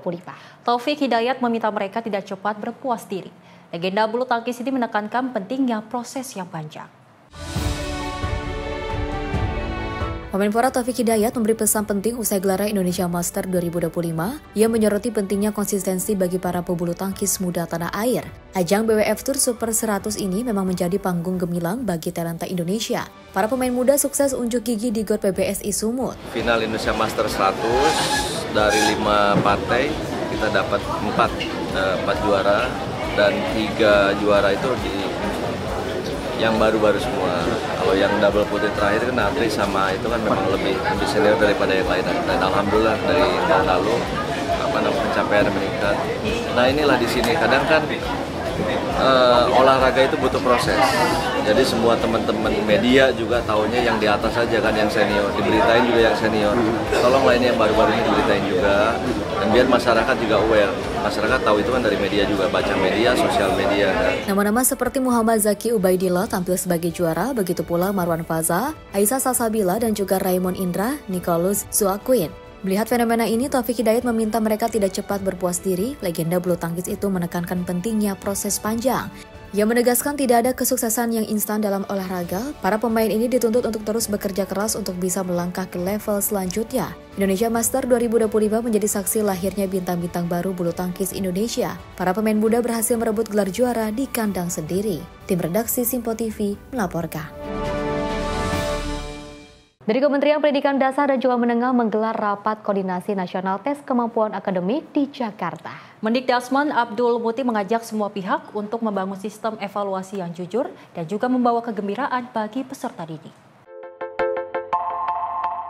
Kementerian Pendidikan Dasar dan juga Menengah melalui Badan Penelitian dan juga Pengembangan menggelar Rakornas Tes Kemampuan Akademik di Jakarta. Acara ini menjadi momen untuk menguatkan kolaborasi antara pemerintah daerah, Dinas Pendidikan se-Indonesia, dan pemangku kepentingan dalam membangun sistem evaluasi pendidikan yang berintegritas. Dalam sambutannya, Medikdasmen Abdul Muti menegaskan dua prinsip penting yang harus dijaga dalam pelaksanaan tes kemampuan akademik atau TKA, yaitu kegembiraan sebagai wujud pengalaman belajar yang positif dan juga menyenangkan, serta kejujuran yang mencerminkan integritas peserta maupun penyelenggara.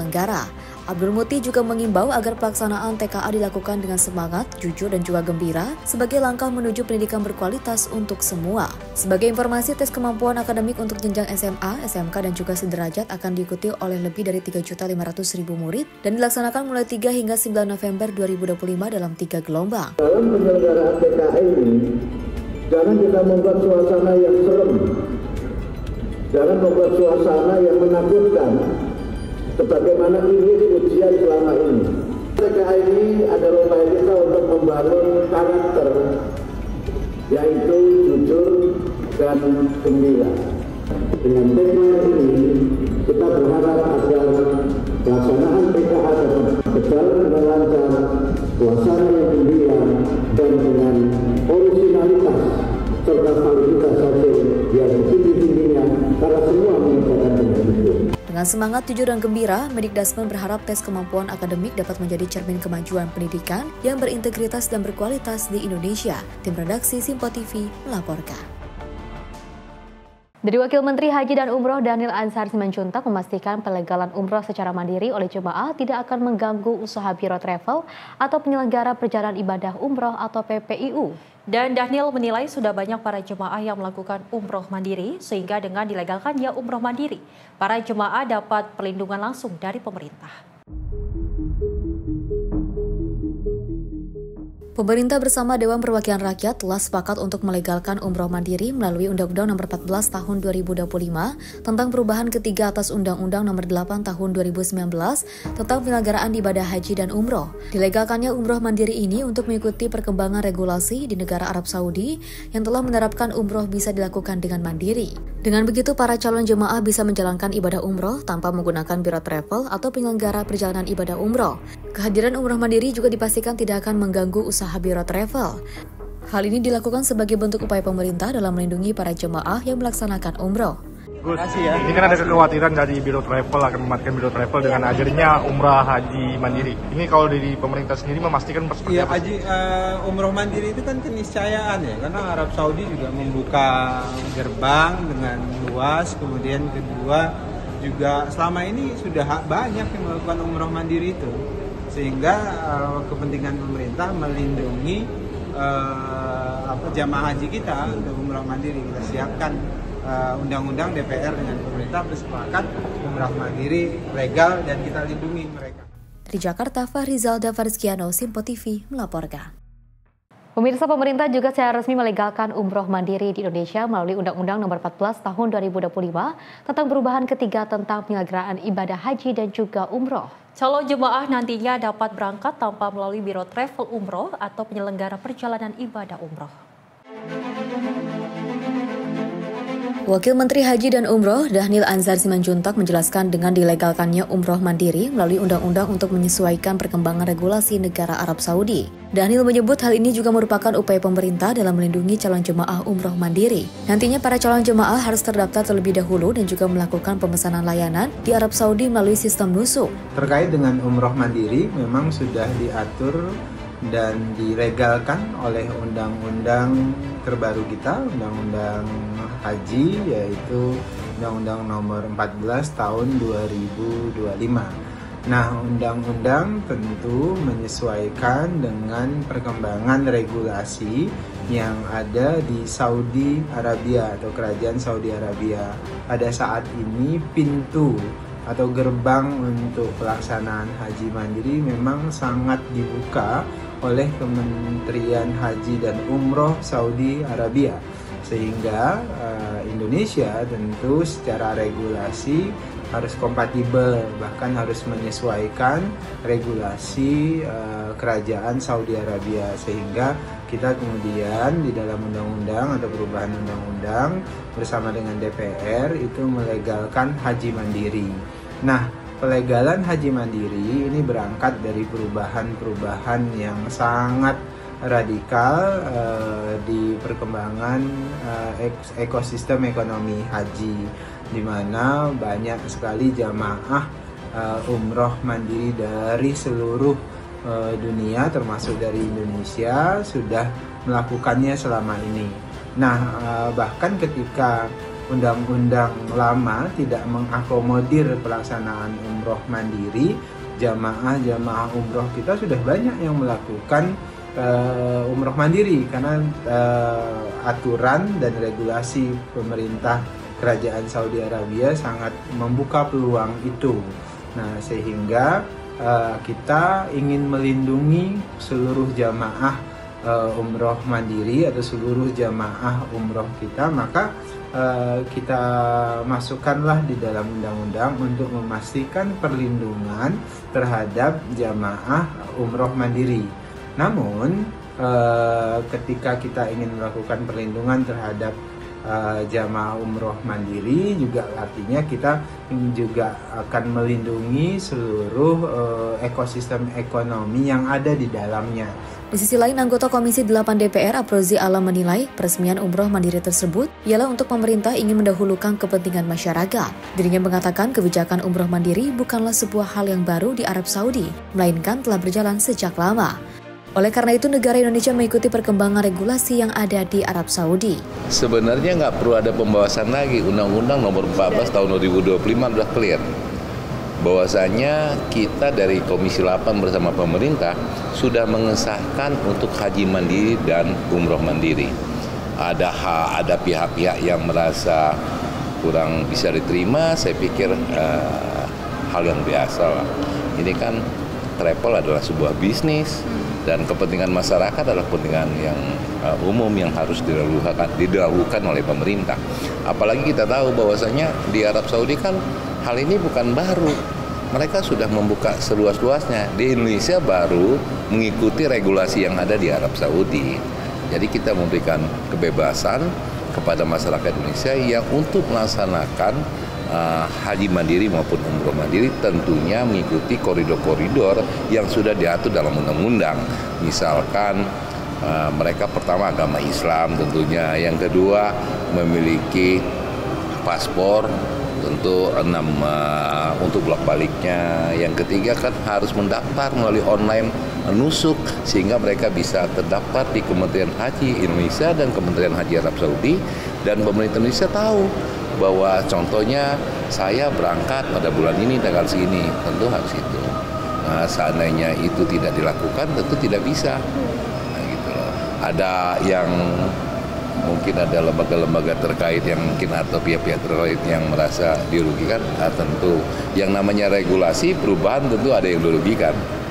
Di Jakarta, Farizalda Fariskiano, Simpo TV melaporkan. Pemirsa, kedatangan Presiden Republik Indonesia Prabowo Subianto di Kuala Lumpur, Malaysia dalam perhelatan KTT ke-47 ASEAN disambut dengan rasa kebanggaan oleh para diaspora Indonesia di Malaysia pada Sabtu malam. Dimulai dari kejauhan terdengar iring-iringan rombongan Presiden Prabowo tiba di hotel tempat akan menginap selama acara berlangsung. Sudah nampak warga memadati area sekitar lobi hotel. Prabowo yang baru saja membuka pintu dan keluar dari mobil yang mengantarkannya itu pun sudah disambut dengan riuh seruan namanya yang menggema dengan semangat. Prabowo juga menyempatkan untuk ramah tamah sejenak dengan para diaspora Indonesia yang telah setia menanti kedatangannya dengan menyalami dan meladeni permintaan foto bersama. Syafa mengakui sebagai big fans Prabowo dan berdecak kagum tatkala mendapatkan kesempatan berbincang sejenak, bahkan hingga disalami dan juga foto bersama. Big fan sama dia. Big fan. Apa sih yang bikin senang? Karena Sama pengen ketemu. Kenapa sama pengen ketemu sama? Karena dia gemoy. Ketemu Bapak Presiden ya senang, bahagia, kagum. Dan saya mengucapkan semoga Bapak selalu sehat selalu. Adapun sang ibunda menjelaskan bahwa ada rasa bahagia tersendiri ketika dirinya dan anaknya berkesempatan bercengkrama dengan sosok orang nomor 1 di Republik Indonesia itu. Dari Kuala Lumpur, Malaysia, Dio Malau, Simpo TV melaporkan.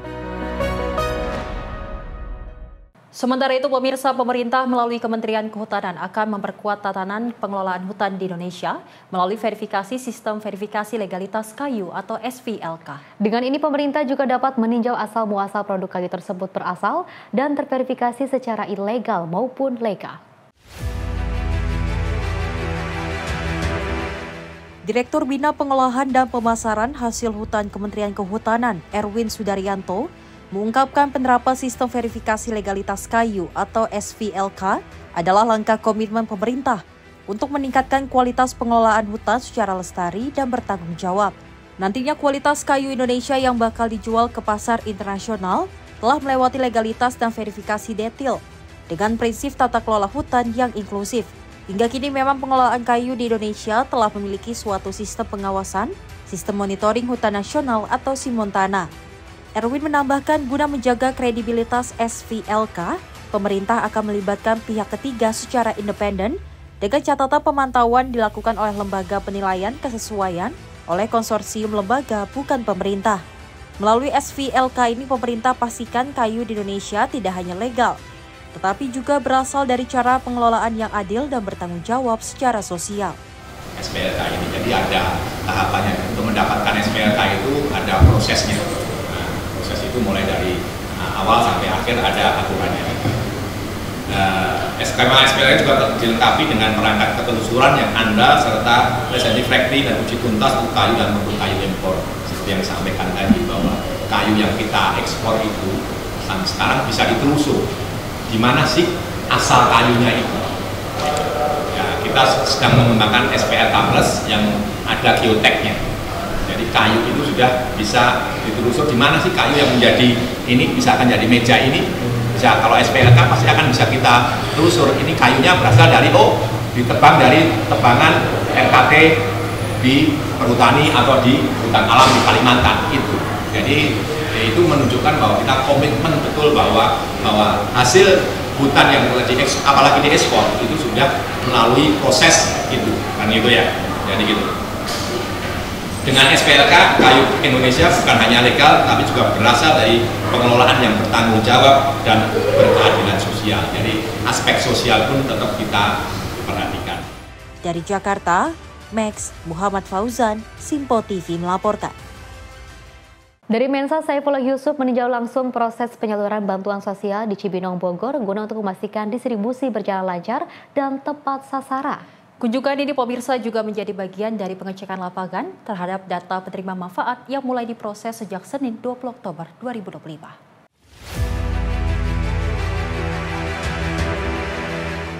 Warga Bogor menerima bantuan sosial reguler di Kecamatan Cibinong, Kabupaten Bogor, Jawa Barat pada Jumat siang. Penyaluran bantuan sosial ini disaksikan langsung Menteri Sosial Saifullah Yusuf. Menso Saifullah Yusuf mengatakan bansos reguler penerima Keluarga Harapan atau PKH maupun bantuan sembako ini diberikan secara bertahap.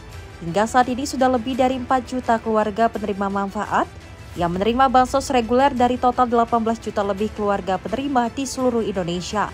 Sementara warga menerima bansos reguler mengaku senang dengan adanya bantuan ini dari pemerintah.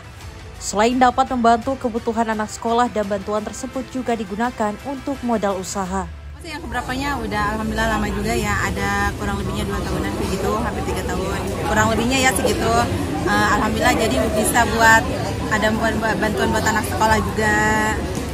Alhamdulillah pokoknya kebantu banget gitu ya, biar buat modal usaha PY gitu.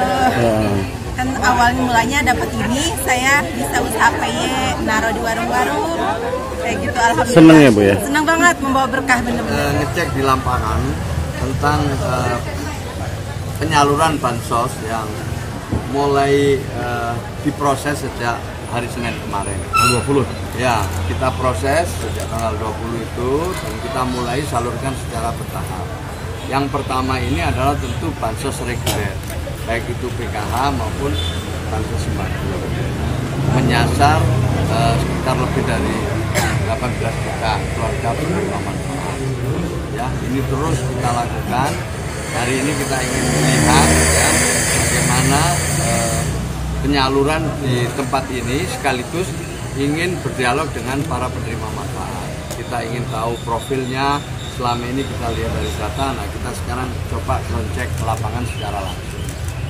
Nah, jadi sampai hari ini alhamdulillah sudah lebih dari 4 juta yang bisa disalurkan untuk yang bansos reguler.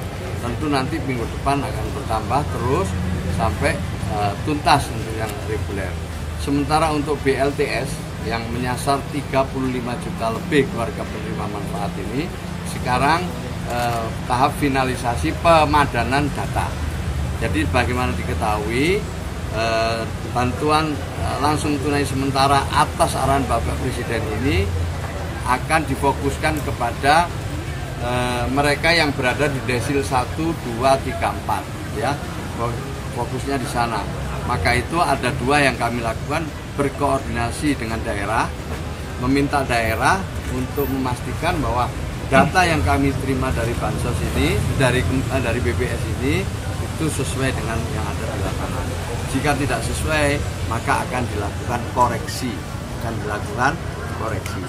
Kemudian yang kedua, kita koordinasi dengan Kementerian Keuangan. Untuk apa?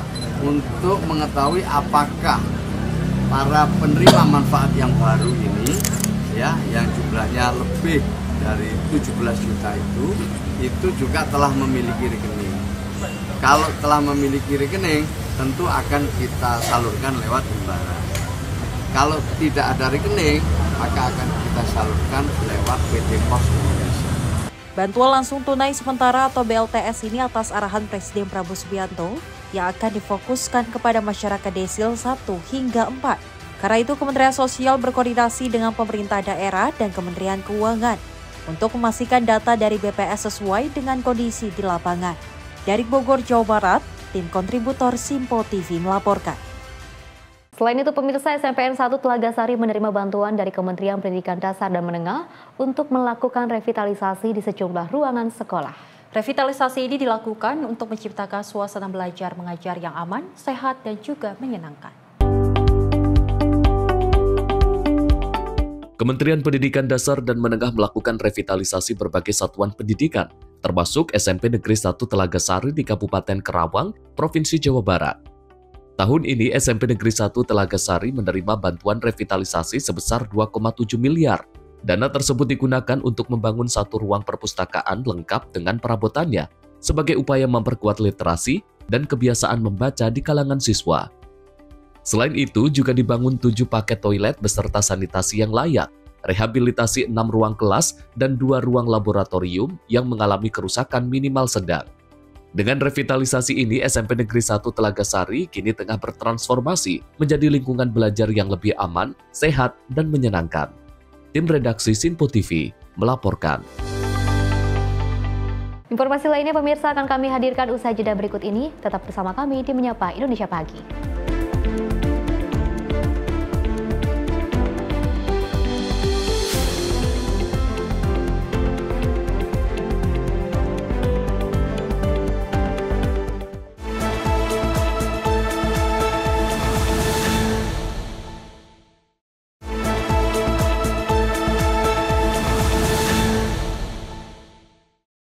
Terima kasih pemirsa, Anda masih menyaksikan Menyapa Indonesia Pagi, di mana Presiden Lituania Gitanas Nausėda mengatakan 2 pesawat militer Rusia melanggar wilayah udara negaranya pada Kamis 23 Oktober 2025 waktu setempat. Ia juga menyebut insiden itu sebagai pelanggaran terang-terangan terhadap kedaulatan dan juga integritas wilayah anggota Uni Eropa dan NATO. Dalam pernyataannya di media sosial X, Presiden Nausėda menegaskan bahwa insiden tersebut merupakan pelanggaran hukum internasional dan menunjukkan pentingnya kesiapsiagaan pertahanan udara Eropa. Angkatan Bersenjata Lituania melaporkan sekitar pukul 6 sore waktu setempat, 2 pesawat militer Rusia, jet tempur Su-30, dan pesawat pengisi bahan bakar IL-78 masuk ke wilayah udara Lituania sejauh 700 meter selama sekitar 18 detik sebelum kembali ke arah Kaliningrad. Pihak militer menduga pesawat tersebut sedang melakukan latihan pengisian bahan bakar di udara di dekat enklave Rusia tersebut. 2 jet tempur Spanyol di bawah misi pengawasan udara NATO segera diterbangkan untuk melakukan penyergapan. Insiden ini terjadi di tengah meningkatnya kewaspadaan negara-negara Baltik atas agresi Rusia terhadap Ukraina. Dalam beberapa minggu terakhir, sejumlah insiden drone dan pelanggaran udara dilaporkan terjadi di wilayah perbatasan, memicu kekhawatiran bahwa Presiden Vladimir Putin tengah menguji refleks pertahanan NATO. Sebelum insiden terjadi, Presiden Nauseda menghadiri KTT Uni Eropa di Brussels, di mana para pemimpin mengesahkan rencana Readiness 2030 untuk memperkuat kemampuan pertahanan Eropa dalam menghadapi ancaman dari luar. Tim redaksi Sinpo TV melaporkan. Pemirsa, operasi penegakan hukum imigrasi di Chicago semakin gencar dan juga menimbulkan ketegangan dengan sejumlah pejabat setempat. Anggota DPR negara bagian Illinois, Hoan Yun, bersama stafnya 4 ditahan dan juga difoto saat razia berlangsung. Peristiwa ini memicu reaksi keras dari Partai Demokrat di kota yang menjadi basis dukungan mereka menjelang pemilu Kongres. Insiden terjadi di kawasan Northside Chicago saat Huyn sedang memperingatkan warga dan pelaku usaha mengenai operasi imigrasi. Huyn mengatakan petugas federasi bersenjata sempat menodongkan pistol, memotret wajahnya dan mencoba memecahkan kaca mobilnya. Ia menegaskan sudah menunjukkan identitas resmi sebagai anggota DPR dan tidak membawa senjata. Operasi imigrasi itu menargetkan komunitas Latino di kawasan Little Village dan Cicero. 8 orang ditahan termasuk 4 warga negara Amerika Serikat. Departemen Keamanan Dalam Negeri membela tindakan petugasnya, sementara itu anggota Dewan Kota Jesse Fuentes menggugat pemerintah sebesar $100.000 Amerika Serikat setelah sempat ditahan di rumah sakit ketika membantu korban razia. Operasi imigrasi tersebut membuat banyak warga Chicago resah. Aktivitas di sekolah, pasar, dan area parkir Bandara O'Hare ikut terganggu. Para aktivis dan warga mulai mendokumentasikan razia dengan video untuk memperingatkan komunitas sekitar. Ketegangan antara pejabat lokal dan petugas federal kini menjadi isu politik utama menjelang pemilu mendatang. Tim redaksi Sinpo TV melaporkan. Dari Presiden Amerika Serikat Donald Trump sempat memberikan pujian dan juga menyampaikan apresiasi tinggi kepada Presiden Republik Indonesia Prabowo Subianto atas peran Prabowo dalam mendukung upaya perdamaian di kawasan Timur Tengah.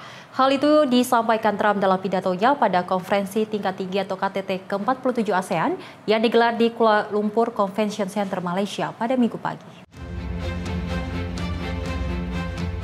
Trump menegaskan komitmen Amerika Serikat untuk memperkuat kemitraan strategis dengan negara-negara Asia Tenggara, terutama di bidang perdagangan, keamanan, teknologi, dan energi.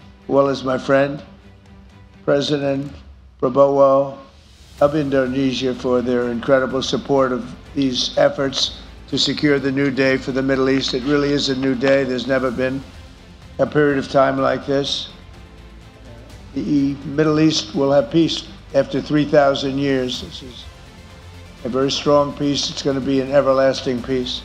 We're delighted to forge richer partnerships on energy technology, artificial intelligence, critical minerals, and other industries. I'd like to just say the United States is for you, committed to a free and open and thriving Indo-Pacific. My message to the nations of Southeast Asia is that the United States is with you 100%, and we intend to be a strong partner and friend for many generations to come. Pidato tersebut disampaikan di hadapan para kepala negara dan pemerintahan anggota ASEAN, termasuk Prabowo, Perdana Menteri Malaysia Anwar Ibrahim, serta sejumlah pemimpin dari negara-negara lainnya. Dari Jakarta, Dio Malau, Sinpo TV, melaporkan. Dari Ketua MPR Ahmad Muzani, pemirsa menyambut baik rencana Presiden Prabowo Subianto untuk memasukkan bahasa Portugis ke dalam kurikulum pendidikan nasional.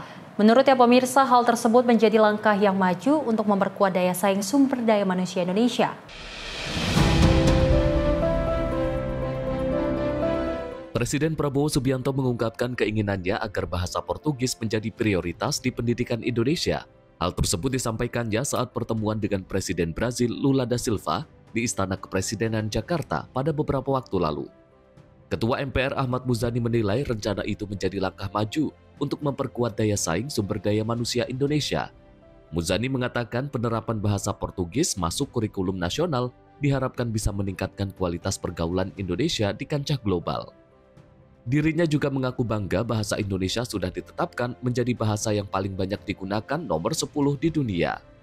Sebagai bahasa Indonesia, sebagai bahasa dunia, bahasa Indonesia sudah masuk bahasa ke-10 di dalam bahasa dunia yang ditetapkan oleh UNESCO.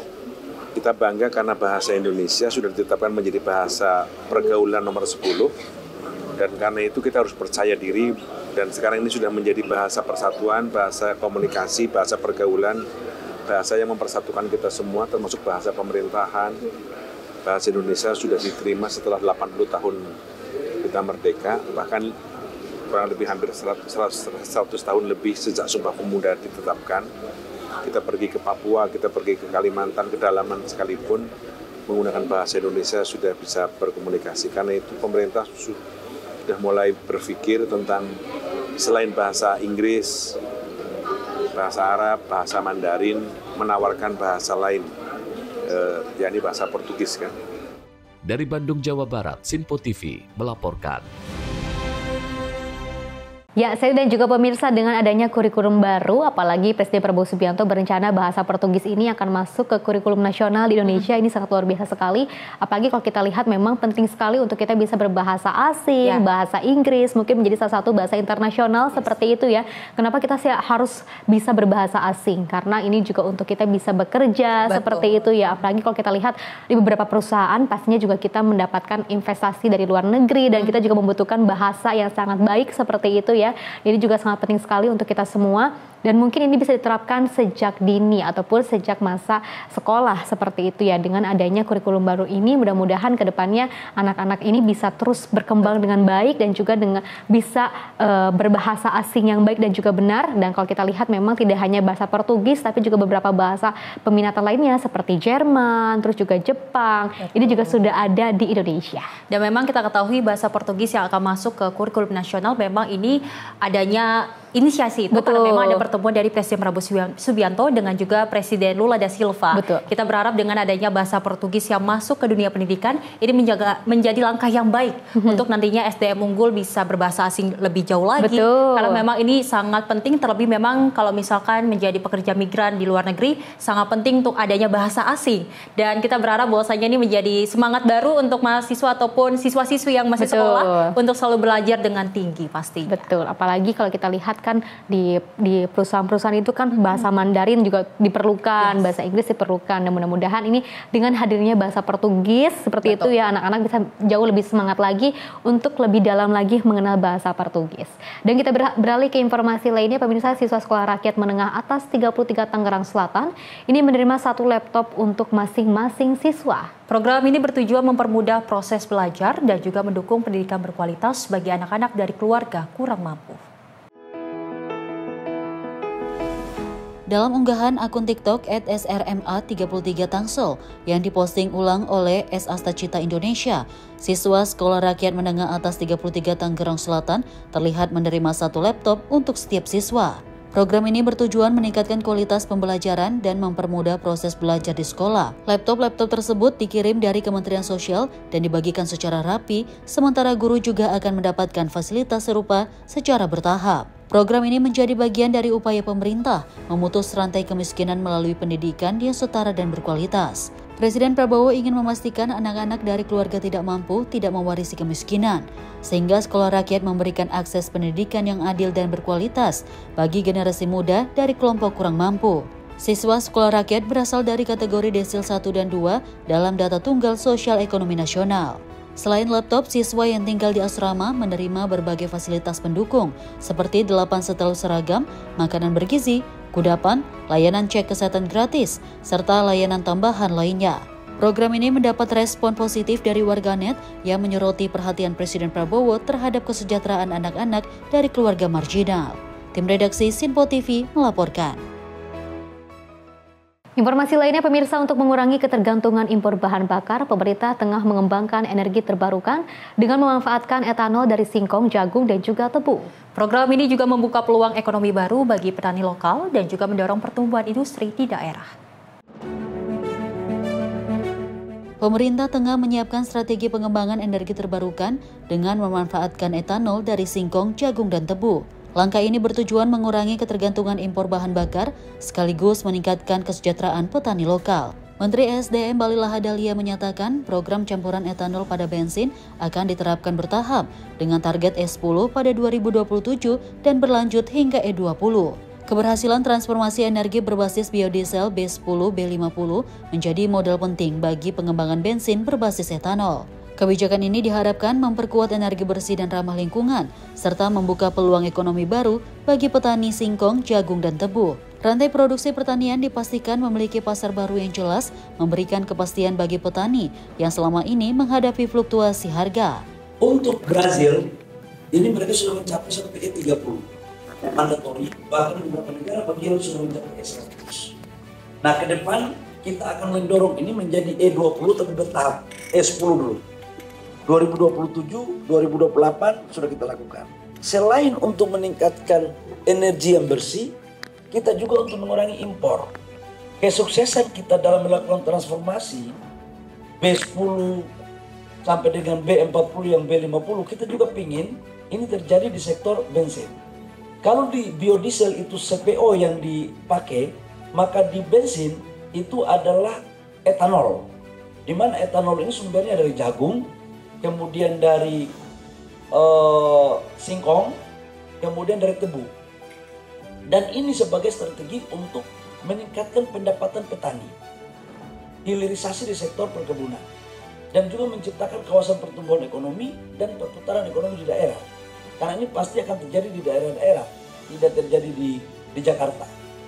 Supaya apa? Kita mengurangi impor, pendapatan rakyat dapat, kemudian polusi pun bisa kita turunkan dengan kualitas minyak yang baik. Hilirisasi produk pertanian juga akan mendorong tumbuhnya industri lokal, mulai dari pabrik pengolahan etanol hingga ekosistem ekonomi daerah. Bahlil menegaskan keberhasilan program ini akan dirasakan langsung oleh masyarakat di daerah, bukan hanya di pusat kota, sehingga menciptakan dampak ekonomi dan sosial yang luas. Tim redaksi Sinpo TV melaporkan. Dari Menteri Koordinator Bidang Pangan Zulkifli Hasan, ini menetapkan 7 wilayah sebagai tempat percepatan pengolahan sampah menjadi energi listrik. Menurut Zulhas, pengolahan sampah yang baik dan tepat dapat menghadirkan sumber listrik serta lapangan kerja baru. Pemerintah dalam hal ini Menteri Koordinator Bidang Pangan Zulkifli Hasan bersama kementerian terkait dan sejumlah kepala menggelar rapat koordinasi terbatas terkait pengolahan sampah menjadi energi listrik. Adapun 7 wilayah yang ditetapkan sebagai lokasi pembangunan fasilitas pengolahan sampah menjadi energi listrik, diantaranya meliputi Bali, Yogyakarta, Bogor Raya, Tangerang Raya, Semarang, Bekasi Raya, dan Medan Raya.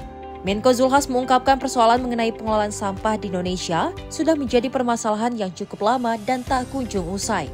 Sehingga dengan lahirnya Peraturan Presiden Nomor 109 Tahun 2025, Zulhas memastikan pengelolaan sampah menjadi energi listrik diharapkan dapat menciptakan lapangan kerja dan menjadi sumber energi terbarukan. Nah, 2 Oktober setelah diverifikasi kita putuskan hari ini. Nanti LH akan bersurat, mungkin Senin sudah saya teken untuk ditetapkan, sehingga nanti Danantara untuk mengumumkan pelaksanaan pembangunannya atau groundbreaking. 7 ya. 7 itu apa saja, saudara sekalian? 7 itu Provinsi Bali, ya, DIY itu meliputi dan sekitarnya gitu. Bogor Raya, Tangerang Raya, Kota Semarang, Bekasi Raya, dan Medan Raya. Medan Raya itu artinya Kota Medan dan sekitarnya, kabupaten sekitarnya. Nah, saudara-saudara sekalian, ini kita sudah ketinggalan lama pengelolaan sampah ini, sehingga lahirlah Perpres 109 tahun 2025 yang ruwet itu, ya, yang sampah yang menimbulkan penyakit itu, melalui Impres itu sekarang insya Allah akan berubah menjadi energi listrik, akan menjadi lapangan kerja, dan akan menjadi sumber energi yang terbarukan. Gitu. Dari Jakarta, Sri Dewi Andayani, Rona Bayu, Sinpo TV melaporkan. Pemirsa, Koperasi Desa Merah Putih Metuk Boyolali, Jawa Tengah resmi beroperasi sebagai langkah nyata kebangkitan ekonomi rakyat. Peresmian koperasi ini diharapkan menjadi contoh penguatan ekonomi desa melalui semangat gotong royong dan juga kemandirian. Koperasi Desa Merah Putih Metuk di Boyolali, Jawa Tengah hadir sebagai wujud nyata kebangkitan ekonomi rakyat melalui semangat gotong royong. Menteri Koperasi Ferry Juliantono menyebut koperasi sebagai alat perjuangan kecil yang jika bersatu dapat menjadi kekuatan besar. Saat meresmikan Kopdes MP Metuk, ia mendorong masyarakat untuk memetakan potensi desa seperti produksi telur asin dan jamu calung agar dapat dikembangkan sebagai sumber ekonomi baru. Ferry mengajak warga menjadikan Kopdes MP sebagai rumah bersama untuk menumbuhkan usaha solidaritas dan kesejahteraan bersama. Ia menilai koperasi ini layak menjadi percontohan karena memiliki fasilitas lengkap, mulai dari gerai sembako, klinik, apotek, hingga ruang usaha lainnya. Pemerintah pun berkomitmen mempercepat pembangunan Kopdes di seluruh Indonesia guna mengurangi ketergantungan masyarakat pada pinjaman online. Kementerian Koperasi menargetkan 80.000 Kopdes Kelurahan MP berdiri hingga Maret 2026. Bupati Boyolali Agus Irawan berharap koperasi dapat mengoptimalkan potensi pertanian dan peternakan di daerahnya. Sementara itu, manajer Kopdes MP Metuk Sumono menyebut omset koperasi telah mencapai 125 juta rupiah sejak berdiri pada 14 Oktober 2025 berkat kolaborasi dengan UMKM lokal. Tim redaksi Sinpo TV melaporkan. Pemirsa, informasi tadi sekaligus mengakhiri jumpa kita. Saya Fesi Ramadi dan saya Selis Regar. Terima kasih dan sampai jumpa.